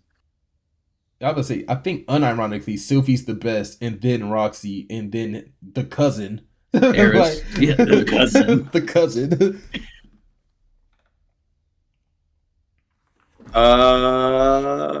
6. Which one is 6? Scroll. Oh, here we go. Oh. Benimaru should have been the protagonist of Fire Force. Now you have to defend that. Damn it. Benimaru? Yes. I would watch This that. would be fun because I would It's good, watch but that. I would watch it, but I don't think he should have been the. I don't think he should agree have with you. been. I'd watch it, but him already being OP as he is, I don't think he would make a great protagonist. But here we go. All right, ready? So you have to defend it, give reasons why he should have. Aries, you want to argue him down? I know you like to argue. I'll argue against him. All right. Yeah, I do think Benimaru should have been the protagonist because number one, he's already the strongest, but he doesn't want to be the strongest. He doesn't want to be a part of everything that's going on with the evangelists and with the church. He wants to be in his own Asakusa. He wants to defend that. He doesn't want anything going on. Right. And so him being the protagonist and being drug into everything like that, and him having the reputation of the strongest fire soldier and having to be drug into that and conquer everything that is going on with the evangelists and fighting to defend his town above everything else would make an interesting show. I do think. You know what that sounds like? What? Before you argue, you know what that sounds like. I maxed out my stats, but I want to open up a coffee shop. Yeah. But okay, but the thing about it is, I've been killing slimes for 300 years. And wait, am I maxed arguing out that my abilities? Am I arguing that he should be the protagonist or that he shouldn't? He shouldn't. That he shouldn't. I'm arguing that he shouldn't. Oh, I Yeah. just think he shouldn't because Shinra's story is just arguably just better than being the strongest. The journey to become the strongest, to save my little kid brother who has been basically groomed into a cult of people that want to destroy the world, and I have to literally rewrite his brain to save him, and I have to travel faster than light to do so, and every time I do travel faster than light, my body breaks apart. That is just showing the dedication that Shinra needs to have and has to have, wants to have, to save his brother. So I feel like Shinra's story of Shinra's whole story of being a rescue arc, rather than Benimaru's story of one-shotting everybody because they got too close, is just arguably a better story. Here's the thing. Okay. I can't re-debate that because I agree. I agree. That's what I'm saying. And hot take is really just give your point. Right. You go back and forth, but yeah. I agree. Shinra is the better protagonist because if Benimaru was the protagonist, it would kind of be boring. You know, he starts off strong, and it would have to, if Benimaru was the protagonist, it would be a right now. Huh? If Benimaru started off this show as the protagonist of this show with the strength that he has now as a second and third generation fire soldier or pyrokinetic, there's not a fight he's losing. It'd be kind of boring. Yeah. Well, no, because we know that I think if they did it that way, it'd have to be a comedy. No. I guess I'll help. No, because if you look at Gojo, JJK was still interesting even when Gojo was taking center stage. But Gojo wasn't the main protagonist. It was more funny than anything when Gojo was center stage. They could do that where Benimaru gets his time to shine while Shinra still made the scene. But if we're following the story of Gojo, it would only be interesting if we went back to when he was when we went back to Toji on him. No, Hidden Inventory was a better, literally the whole arc of Hidden Inventory, I say, is better than season 1 entirely of JJK because it followed Gojo. Here's the thing. I agree with you a little bit, but that was young Gojo who didn't fully was not fully using the 6 eyes and everything. You know, he was confident, but there was flaws. He was cocky. All of the best moments. Cocky. There we go. JJK, confidence with flaws is cockiness. All of the best moments in JJK anime and manga are Gojo.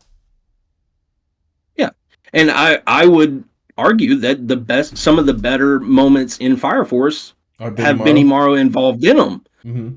But Benimaru not being the main character makes Benimaru better. You ask people about Fire Force scenes. The first one you might get, Shinra versus Show, because that's classic. The second one you're definitely getting is the Moon Punch, where bro Crimson Moon, absolutely. No, absolutely. Now, I do think there, like, if you did like a arc or whatever where Benimaru is having to fight like something over here, but also make sure he's protecting Asakusa at the same time, that could be interesting. Mm-hmm. But that would be just an arc, you know. It's a little story. It's not something for a full show. Yeah. I guess. All right, my turn. Hey Siri, give me a number 1 through 20. Bam. Hey, give me a second. I'll be right back. All right. No problem. So good, Aries. It's a pretty good episode. We are at 2 hours and 40 minutes, so make yours quick because I do have planned. What you got planned? Things. Can I come? No. All right. I have my question already, so mine's going to be real quick. All right.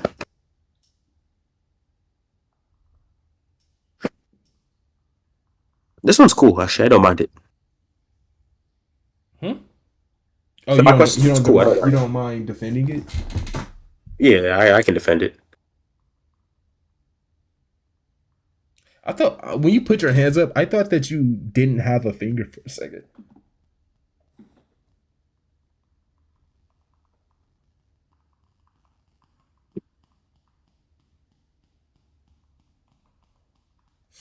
All right. How did you do that? I'm on my Mac. These are Apple features. Oh. you can try it. I don't think it would go well for you though.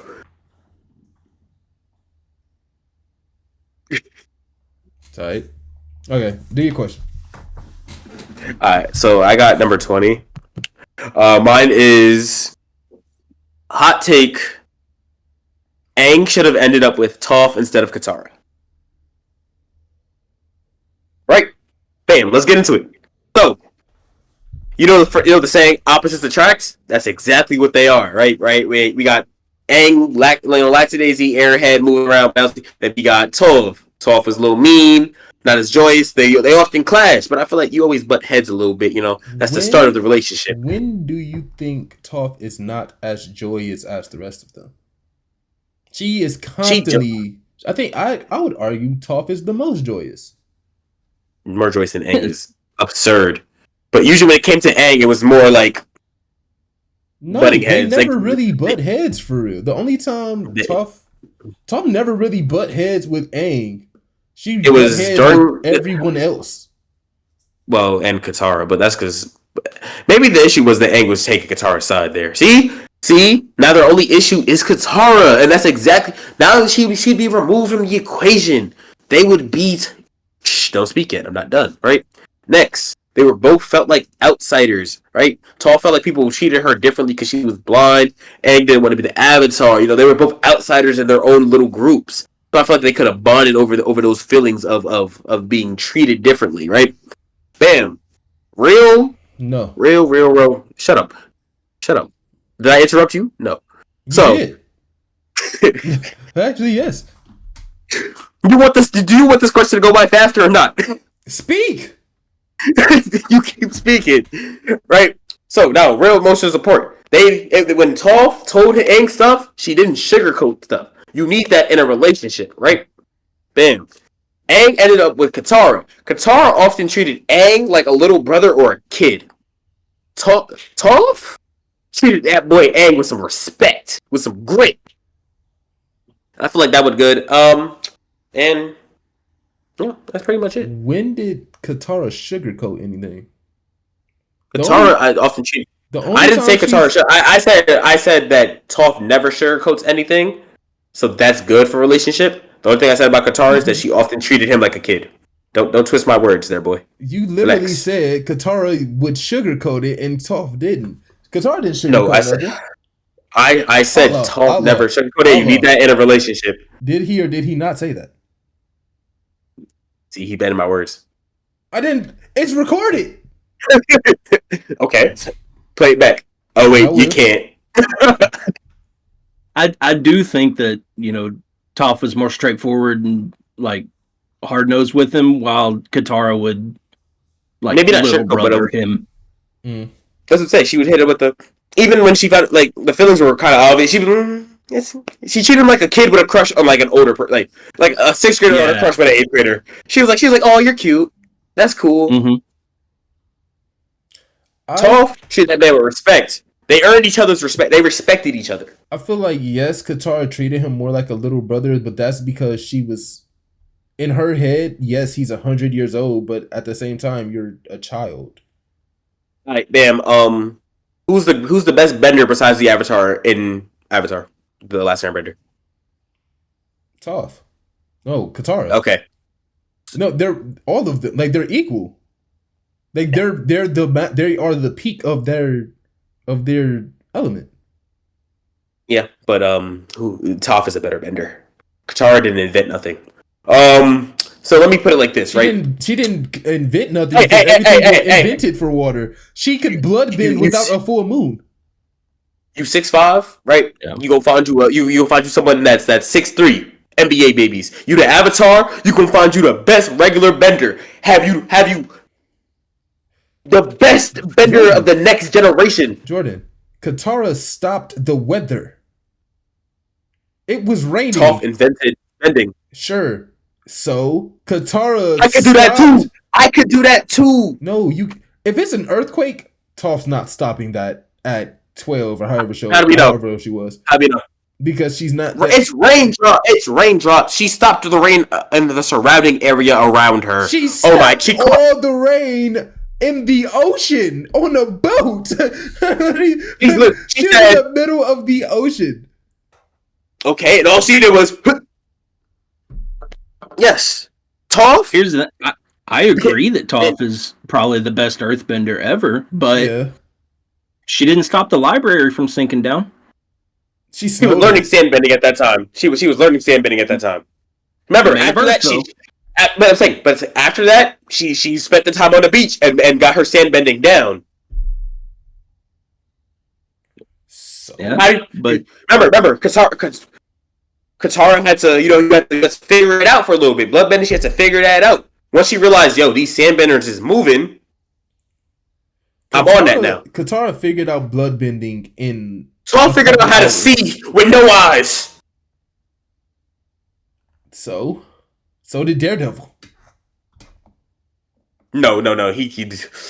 Listen here, buddy. Okay, shut up. They do the This same is a different thing. verse. Toph does the same thing Daredevil does. This is a different verse. Toph learned how to see with. We're off topic. Toph Aang better than Katara Aang relationship wise. Yes, I agree. No, I disagree. You're wrong. I agree only because Katara should have been with Zuko. There we go. They have first of all, matter of fact, point 6. Katara was sorry for my language. Katara was a hoe. Jet. It runs in the family. Her and Sokka need to be stopped. Well, Sokka. Okay. Sokka is the greatest bender of all time. Jet Zuko. Ain't gonna lie, you I'm telling you, you know when your parents is like, oh, you have a type. She had a type. She liked all the bad boys, and then finally she was like, no, after I got my heart broke 17 times, I ain't gonna give you a chance. Mm-hmm. It was only Jet and Zuko. And then You sure about that? It was only Jet and Zuko, but Sokka went from the moon. Hey, I put out the moon. I forgot her name. Ty Lee. UA to. He wasn't really feeling Ty Lee though. Hey. She was. I do think Sokka should have been with Ty Lee, but I like that. She was flirting. Katara was flirting with Haru on the boat in book 1. And the Earthbender. Yeah.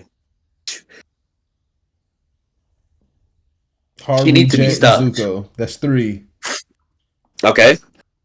The whole time she was playing with Aang's feelings throughout the whole trip. She wasn't playing with his feelings. She would flirt with him. No, she actively told him, "You're like a brother." Yeah, I was gonna say that's more little brother and that she was doing than flirting. Yeah. If she was flirting, she wasn't doing it knowingly. On purpose. Anyway, it wasn't on purpose, but still. Anyway.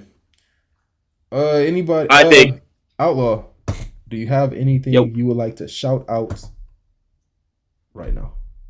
No, I mean, like we said at the beginning, I'm working on getting my own podcast started up. So I'll whenever I get it going and everything, and I'll post it in something like the Discord or whatever. Just if you like wrestling or football, follow me. Give me a listen whenever it starts coming out. But I will be there. I will be in the comments. Got you, brother. Other than that, no, not really. Join Discord, join Spotify if you would rather watch listen on Spotify. Share. Make fun of Jordan in the comments. Appreciate it. Dude, play with your lives if you want to. Make fun of Jordan in the comments. We are doing all. Make fun of Aries. I should say whenever it comes out, it's going to be called the Play Action and Pinfalls podcast. The Play Action and Pinfalls podcast coming soon. Do you know when, ish? No. Oh, well, I'm still working on getting distribution and everything working. Yeah, it's in development. It should be coming out soon though. So be on the lookout for that. And remember, keep hating, kids. Hate hating. Makes the world go round. Hate make the world great. Hate make the world great. Anyway, what kind of message are we spreading here, bro? Hatred, as always. Other than that, we will catch y'all next week. Peace. Catch ya. Welcome to D1 Universe.